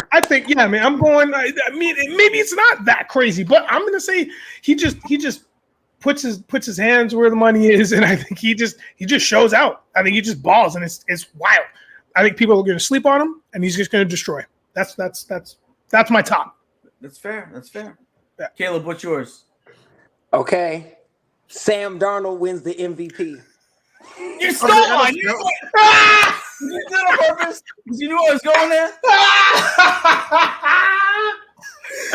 Gee, that's on you, dude. You should have went first because you know one of the 3 of us was going to do something like that. I kid. I'm just messing with you. But a real like. So I'm being in all serious, like crazy take that could be crazy. Denver wins the AFC West. They beat the Chiefs, Chargers, everybody. They win the AFC West. Houston wins AFC South. Tennessee wins wins. Hey. Keep going. Okay. Keep going. Can I live? Yeah. Can I live? Yes. Wudi, leave him alone. Gee, leave him alone. All right. So the NFC South, Atlanta, right? NFC East, of course, you know who that is. And then what I would say is the NFC North, the Lions. Yeah, I knew it. I was going to say it with you. I was going to say Detroit Lions. I knew it. I see the roar. They coming. And AFC East. Oh, Patriots. What? Wow. You know they ain't gonna win. You know they ain't gonna win. But I think it's a crazy take. It's a crazy take. You know what I mean? So it has to be crazy. It can't make logical sense. It's gotta be crazy. Yeah. My only one the Lions is a logical choice. You know what I mean? So that crazy is the Bears. But anyway, I'm thinking like that. So defensive player of the year, right? I'm picking. Oh gosh, you know what? Nah, I ain't even gonna do that because y'all gonna get mad. So I'm gonna just pick a normal. Defensive player of the year, Micah Parsons. Duh, like something like that. Okay. Actually, to be honest, I think it could be Sauce as a corner. I think it could be Hargrave in San Francisco that we lost. Dude is so it's that. But my real crazy take is I think Denver really can win the AFC West this year. That would be insane because I'm a big Chargers fan. I love Justin Herbert. So I want to see the Chargers come out. It's not about them being LA. I still call them San Diego. So it's literally because of Herbert. I think he's just ridiculously dope. And I'm hearing good things about Kenny Pickett. What's his name? Sazir, that the Ryan. Yeah, the linebacker. Him, that one that got really injured. He said Pickett's gonna be a legend. Yeah. He said the way he's playing, he's like, y'all haven't seen him. Like, he's really picking Kenny to like show up this season. Yeah. So a lot of people like. Yeah, I'm gonna be excited to see it. So Wudi, what's yours? I wrote down a few of them, and I guess I'm going to go with this one because this one is pretty crazy, and especially directly after what Caleb just said. I'm going to say that the Cleveland Browns actually win the AFC North. Yo, I'm getting off this call, man. I'm getting off this thing. That's a personal attack. This is hot. Like there's crazy calls and there's just like blasphemy. You know what I mean? Like it's like, Woody, get the hell out of here, man. Hey. No, they have been a quarterback away for a little bit of time. Like they talk about how Baker won a playoff game. But I mean, anyone on this podcast right now could have been under center, and I think we would have won that same game. Like, they are just so well built. They have a top 5 offensive line in football. They have had that, for the last couple of years. Their defense literally just keeps just getting better and better. Right, Myles Garrett is still a beast. Denzel Ward, Jabril Peppers, like on all 3 levels of defense, they are very, very sound. What they needed is good quarterback play. That is why they paid the first fully guaranteed deal in the history of the NFL to a man that not only wasn't playing, but was possibly going to jail. Like, there was no guarantee that he would even play, and they gave him the first fully guaranteed deal in NFL history. That is, if that's not desperation, I do not know what is. And now, Deshaun, he's working out the kinks and stuff, like, right? He didn't have a really good season last year, but now he has a full off-season program, right? He has a valid number 1 in Amari Cooper. He has my boy, a jersey that's collecting dust, Elijah Moore, in my closet. Now he's on the Cleveland Browns, who's so good. Nick Chubb, like, right now, if Deshaun Watson reverts back to his Houston Texans form, then this is one of the best all-around rosters in the entire NFL. Now, it sucks because the AFC North, if we're talking about divisions, I'm trying to think of one that's better. I mean, one of the best in the NFL, hands down. It's almost like the NFC American League. Yeah. And absolutely. the AFC West. Those 3 are like, it's so tough. So all of those teams are coming into the season with major aspirations. So they can't all win, though. There can only be one. And the crazy take is that it's the Browns. You know what? Wudi, say less, because this is the Cleveland Browns. I was going to say this real quick. The Cleveland Browns have been that team for me for the last 5 seasons. That every season I'm like, oh man, I think it's going to be the Browns this season. Like if Cincinnati didn't come up so hard with their pick and with Burrow and do the damage that they did, it should have been. It's always Cleveland's been there, and you know how diehard of a Steelers fan I am, and I've been scared of Cleveland every season for the last 6 years, but they just haven't been able to pan out, which is bananas. So for you to say that, man, I don't think you're wrong. I honestly don't think you're wrong. Well, I hope I am. Well, one of the things that Wudi forgot to mention, it's this. I don't know if you guys heard about it, but I saw it on a blog. Apparently, all of Mr. Watson's masseuse all have NDAs signed, ironclad. So there won't be no more problems. Just in case. That's how you got to do it. That's how you got to do it. All right. So here's mine. And you know what? I know Caleeb was trying to clown me. I get it. But that's my hot take this year. Really? No, not MVP. Not MVP. I'm not saying MVP, so let me stop there. Okay, because I said MVP. Okay. Yeah, I'm not saying MVP, but you were going down that road that I'm gonna go down. I think by the end of the year, Sam Darnold is the 49ers starting quarterback, and I think he has a comeback year similar to Geno Smith the year before. Did they win the NFC? I don't know if they win the NFC, but they win the NFC West. Wow. With Sam Darnold at quarterback. They could win the NFC West, no BS. Are you kidding? That team is ridiculous. But they win it with Sam Darnold at quarterback, who has a resurgent year and gets a big bag after this season because of a big bag. He's gonna get the Geno Smith treatment. Okay, look, I'm gonna chime in real quick. Okay, chime away. I feel what is the connection, Gene? What is your connection to Mr. Sam? Is he family? Is he married in? Or are you do you owe him a debt? Is there a debt? And this is the only way you do him a service? What is did you lose to him in Madden online or something? Why? What is happening? All right. I think wait, if it's a long story, I don't want to hear it. It's not a long story. It's short. Okay. I just think he has all the talent in the world. I think the Jets didn't really put the right weapons around him, and I think the talent was always there. I think if he goes to a place that is a good system for quarterbacks with a ton of weapons, why couldn't he excel? Because I think the talent level is there. I think he has the talent. I just think he's never been in a situation. So real quick, I just wanted to show you. Hold on 1 second. Go ahead, Dean. I'm going to show you this right quick. I just think that he's finally in a situation that his talent can succeed in. And I think he'll get the chance because Trey's not ready yet. And maybe the kid gets hurt, whatever it is. I think that he's going to somehow find his way into the starting lineup. And he's going to win enough games and play well enough to get a bag at the end of the year. Maybe not with the 49ers. Maybe the 49ers say, listen, you had a great year here, but we're sticking with Trey, or we're sticking with the kid. I'm blanking on his name. Brock Purdy. And he goes somewhere else and he gets a big contract because of that. All right. I see that. So I only reason why I interrupted is because while we're talking about receivers and all of that, on SportsCenter, they just put up the top 10 NFL wide receivers according to the executives, coaches, and scouts. I'm going to read them. Number 1, Justin Jefferson. Number 2, Devontae Adams. Number 3, Jamar Chase. Right? Number 4, Tyreek Hill. Number 5, Cooper Kupp.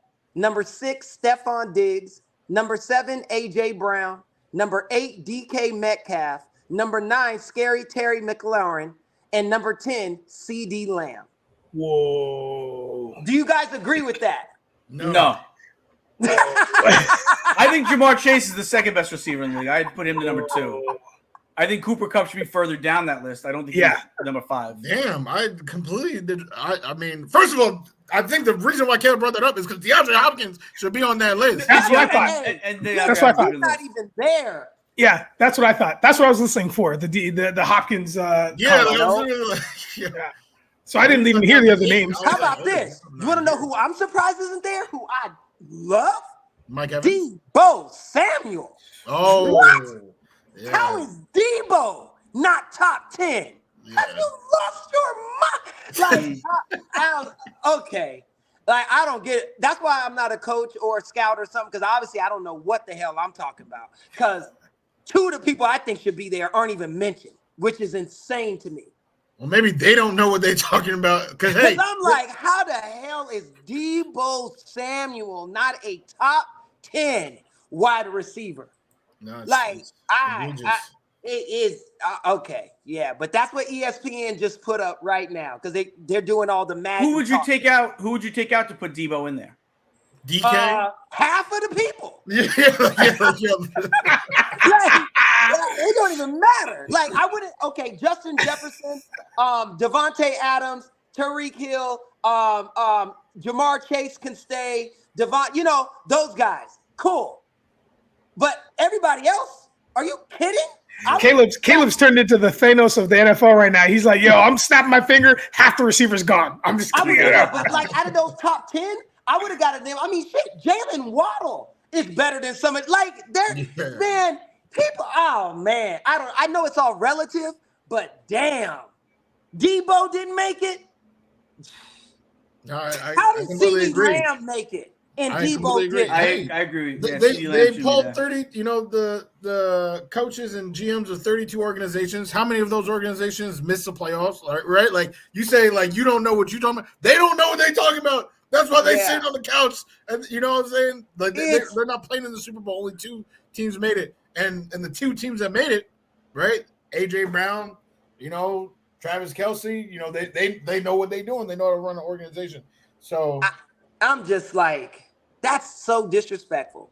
But anyway, I digress. I just had to share that with y'all. Like, look what they just put up.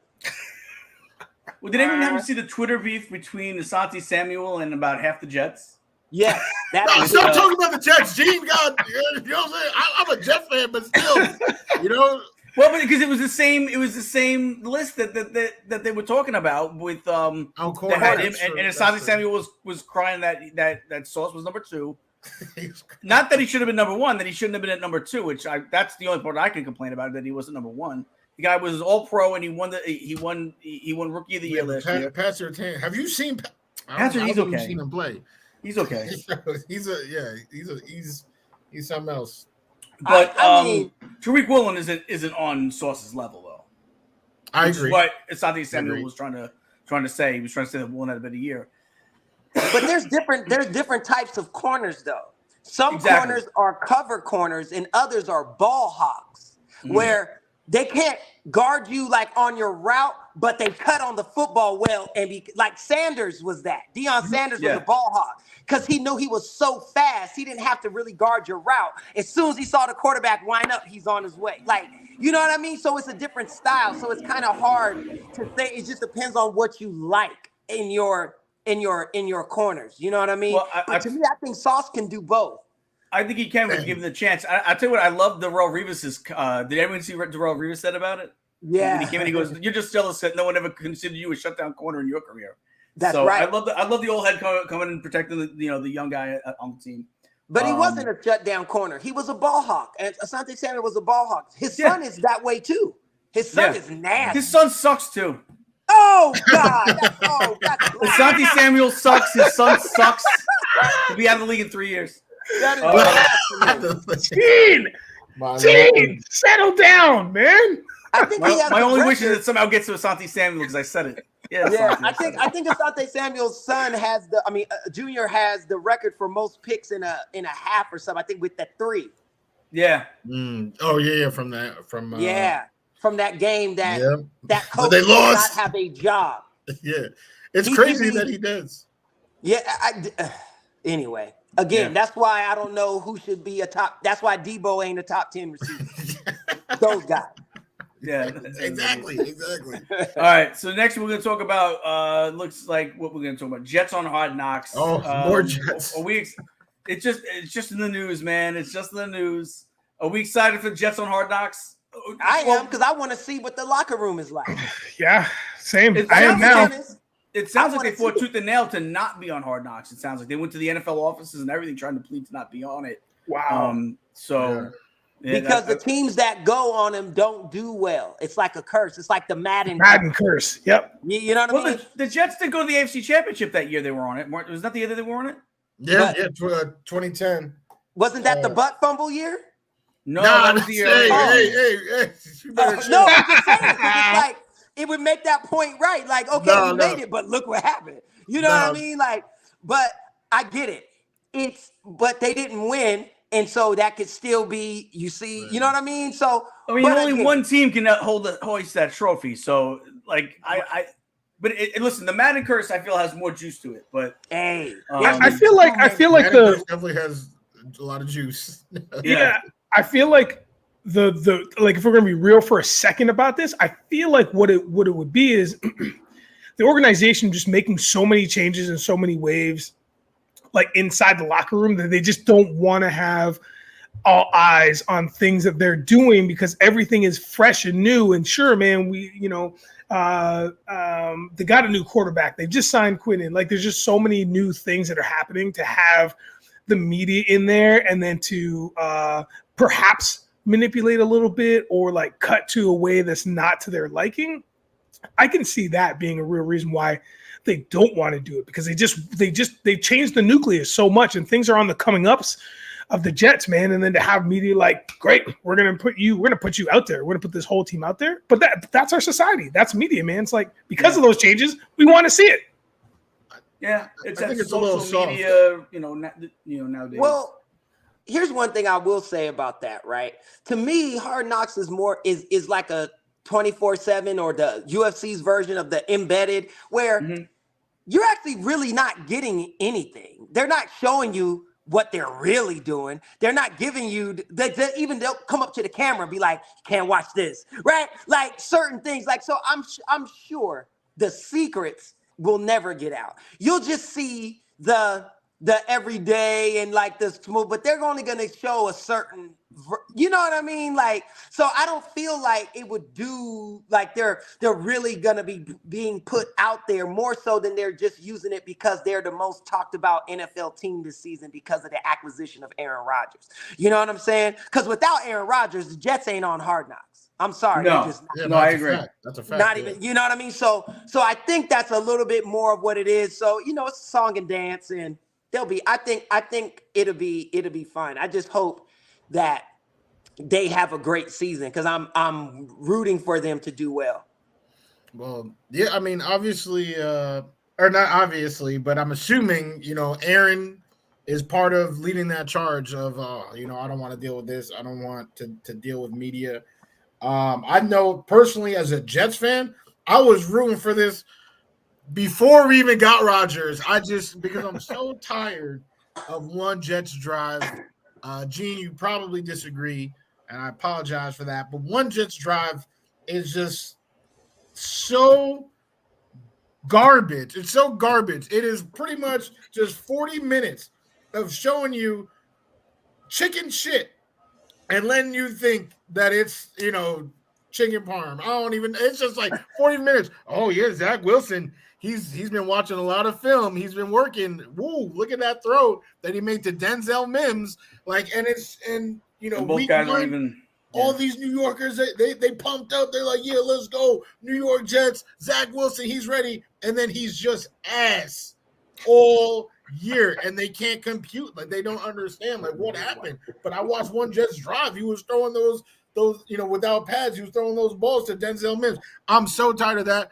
I'm just excited because Hard Knocks, it's outsiders. They're not paid by Woody Johnson to make, anything look different than it is, right? That's what we're gonna see it for what it is. So as a fan, I'm very excited to just have this real portrayal so that I know. So I'm not hyped for nonsense. If I'm hyped, it's going to be legitimate. So you wanted him to get this the whole time? The whole time. Okay, so you're excited for it. You're here for it. Can't wait. August 6th. Circle on my calendar. You know what I'm saying?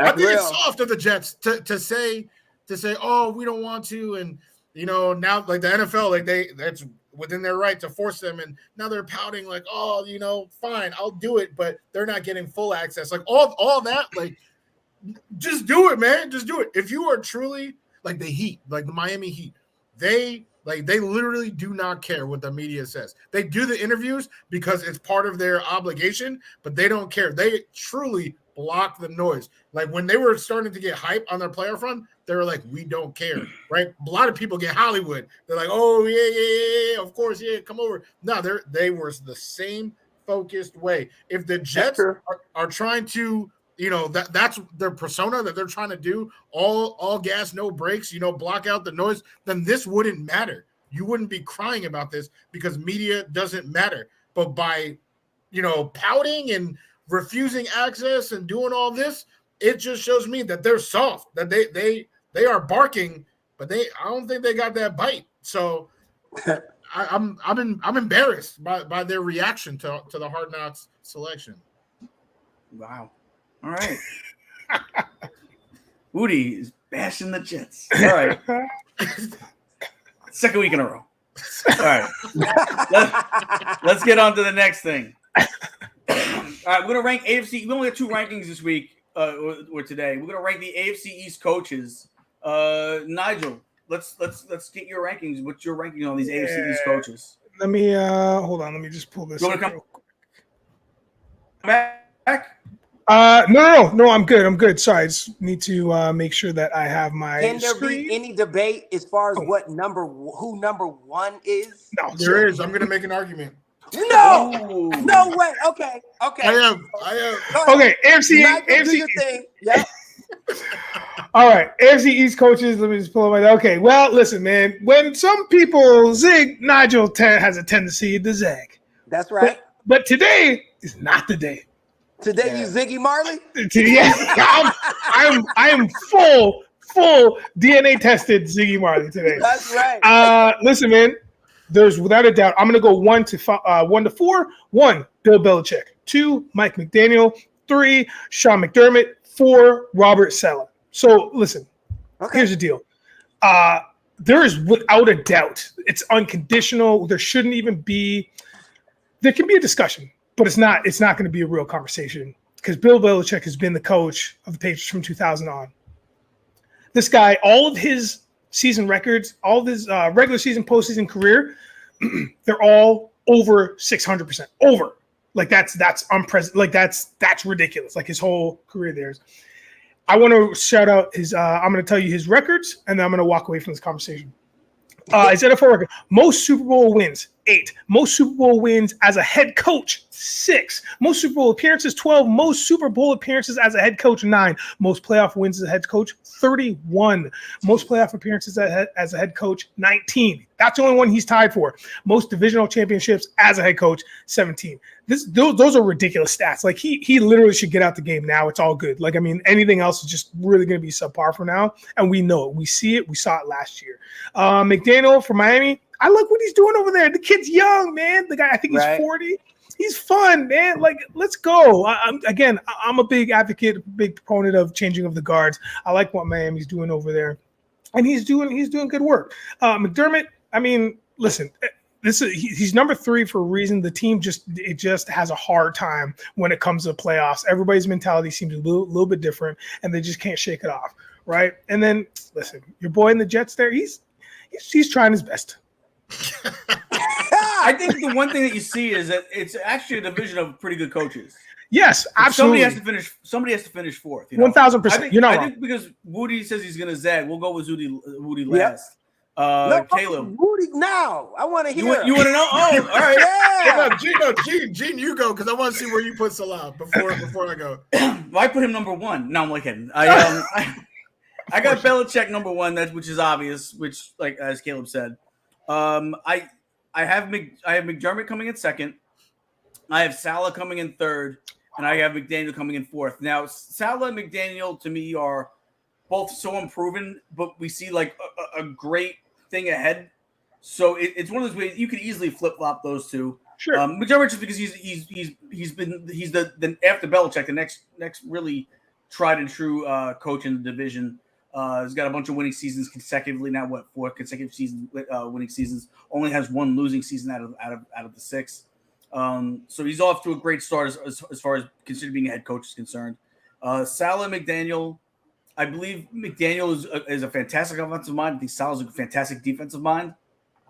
I do think the reason why I put Salah a notch above is I think Salah has a better pulse of his team than McDaniel. Maybe that's because I'm in New York and I see it a little bit more up close, and maybe that's why. But I feel like Salah is just more in tune with this team. He's that perfect combination of player coach, yet still a disciplinarian at the same time, which is a hard line to do. And I feel like he's kind of drawn that line. He's been able to kind of walk both on both sides of that line pretty well. And listen, I think Salah can move up this list, especially once Belichick is out of the division. And then depending on what goes on with McDermott and the Bills going forward, Salah can creep up this list. But right now I got Belichick, McDaniel, McDermott, Salah. I'm sorry, Belichick, McDermott, Salah, McDaniel. All right. So what do we got, Wudi? If this was about legacy, Okay. then yeah, of course, But we're talking about, or I think the question is in 2023. No, Fair enough. Qualify. Hey, stop qualifying. Just give us your list, dog. Just give us a list. Well, he does make a point. It is this year, Yeah, but I still think he's not Belichick wrong. is going And to I get outcoach that. some people this year. I think Greg Popovich and Bill Belichick are one and the same. Okay. Incredible dynasties, incredible legacies, largely tied to one player, but still, made a lot of things work with a lot of moving pieces, developed so many players. They play their own rigid way. But now these kids are a little different. They're a little different. Mm-hmm. You see Matt Jones getting testy on the sidelines. My number 1 coach in the AFC East is Sean McDermott. I think that what he has done, and he's actually from that tree, right? So, shout out to Bill. But, what he was able to do, he got Tyrod Taylor, right? A winning season out of Tyrod Taylor. Then the one down year that they had was rookie Josh Allen, who actually looked so raw. Like he had the talent, but almost nothing else. And he was able to be developed into the MVP caliber quarterback that he is today. And what did Sean McDermott do? It's actually so funny because Josh Allen, right, raw talent, Sean McDermott, defensive mind. He brought in an OC that he trusted, he respected, and Josh Allen became the MVP. The Bills did so much work with that regime that when the Giants needed a turnaround, they pretty much just raped and pillaged that franchise, and the Giants were able to make the playoffs in 1 year, that quick turnaround. That's a testament to what McDermott has been doing. And yes, they kind of have taken a hit, but they're still top contenders every year. So Sean McDermott, they got a well-oiled machine there. And their roster, while very defensively sound, like they don't have a great line. You know, they got Stephon Diggs and then, you know, some others, right? Like, they're making, you know, lemonade out of some lemons over there. So Sean McDermott is my choice. Now, this is going to sound crazy because number 2 is Mike McDaniel. But here's why. Mike McDaniel. Yo, we did crazy predictions already, dog. What's happening? What is happening? And he doesn't even look like a head coach. He looks like a nerd. Yeah. He looks like a professor. His first-year professor at like Harvard. 1 season as head coach. He looks like a white Mark Anthony. 1 year in the playoffs. You know what I'm saying? You know he's black. Mike McDaniel. Mike McDaniel's not black. You're putting him on the He's same black. His daddy's black. path of. Is Mike McDaniel black? Is that what you just said? Yes, thought he his was white. daddy is black. Oh, actually, that is. Yeah, I've seen that. Actually. Yes.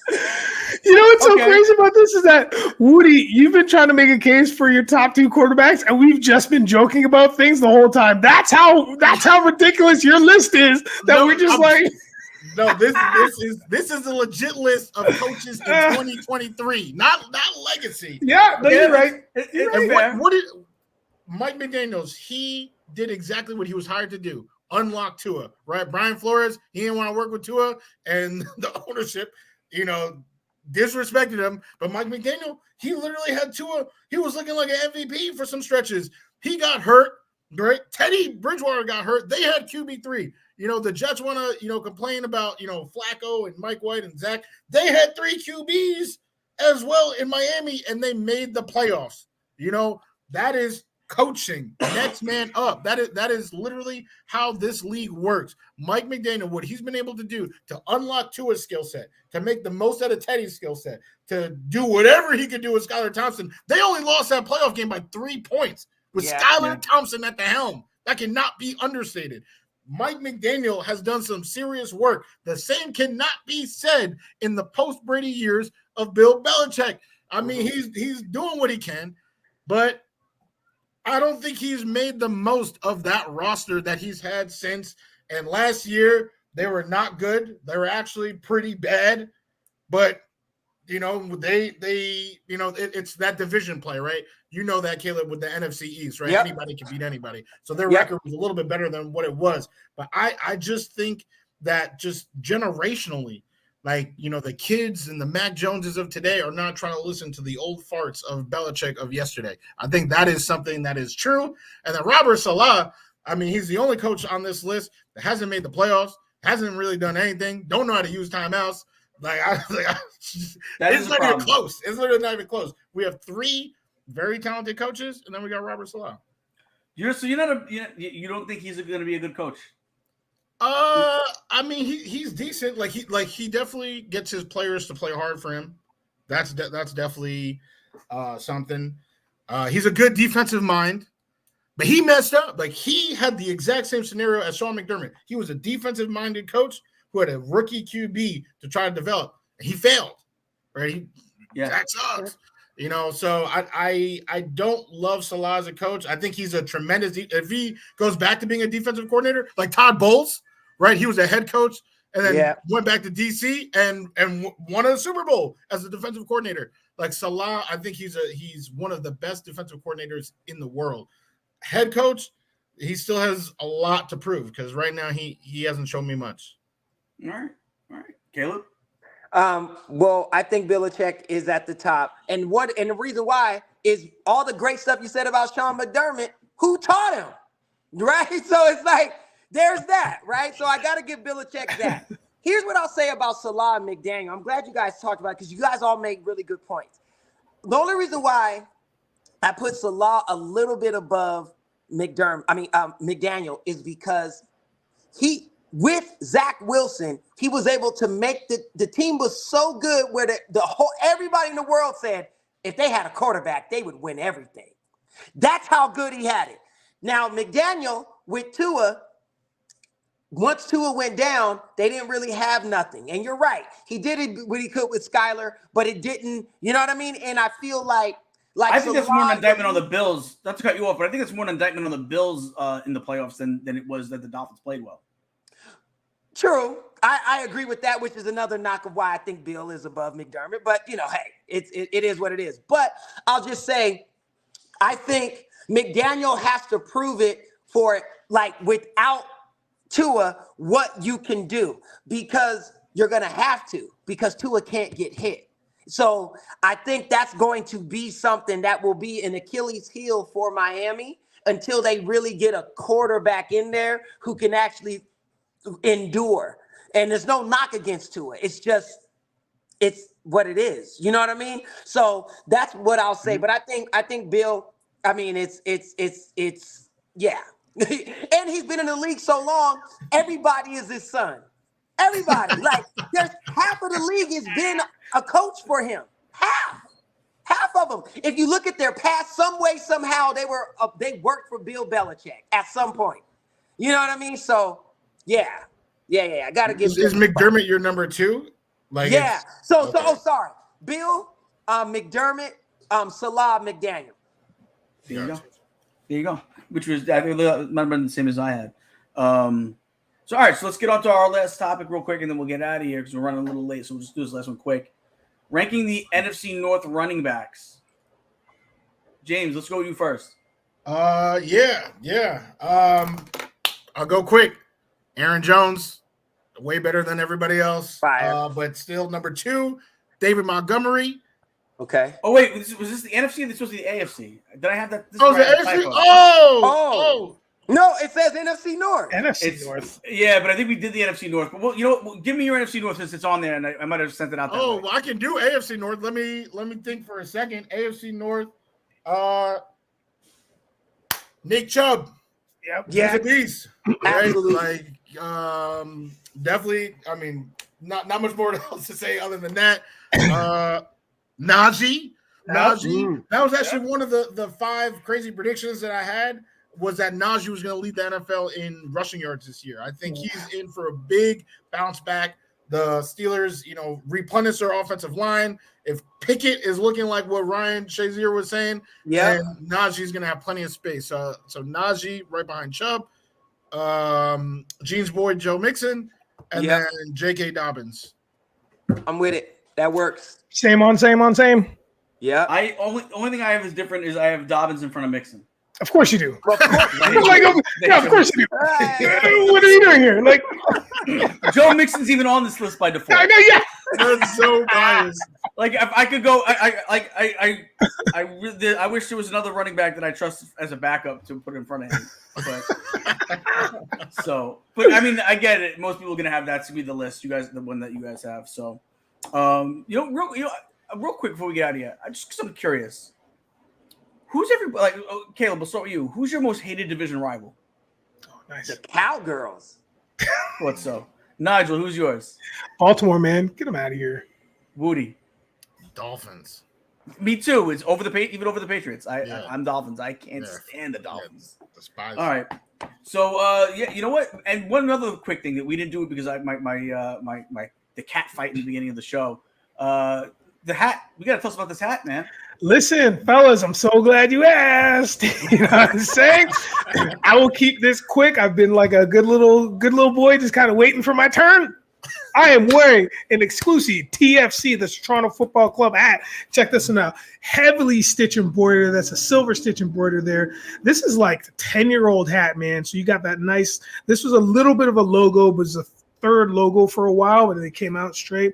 You got that 10-year, boom, nice stitch there. Obviously, you have the silver button on top. I even got it custom because this is the year I think we won the MLS.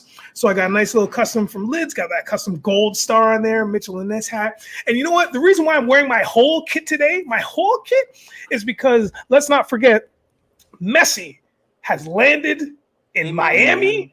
And he had caused so much of a stir. He filled the stadium just for an interview.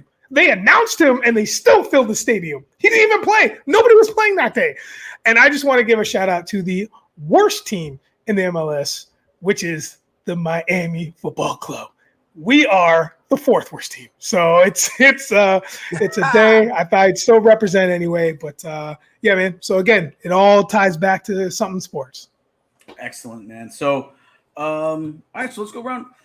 Sorry, I'm still got this cough. Well, our last words, Wudi. What's your last words? Well, I think the lessons from all these running backs are something that we could all take away in our personal lives. Know your worth. Know your worth. With professional relationships, personal relationships, just in life. Know your worth and don't let anybody talk you out of it. There you go.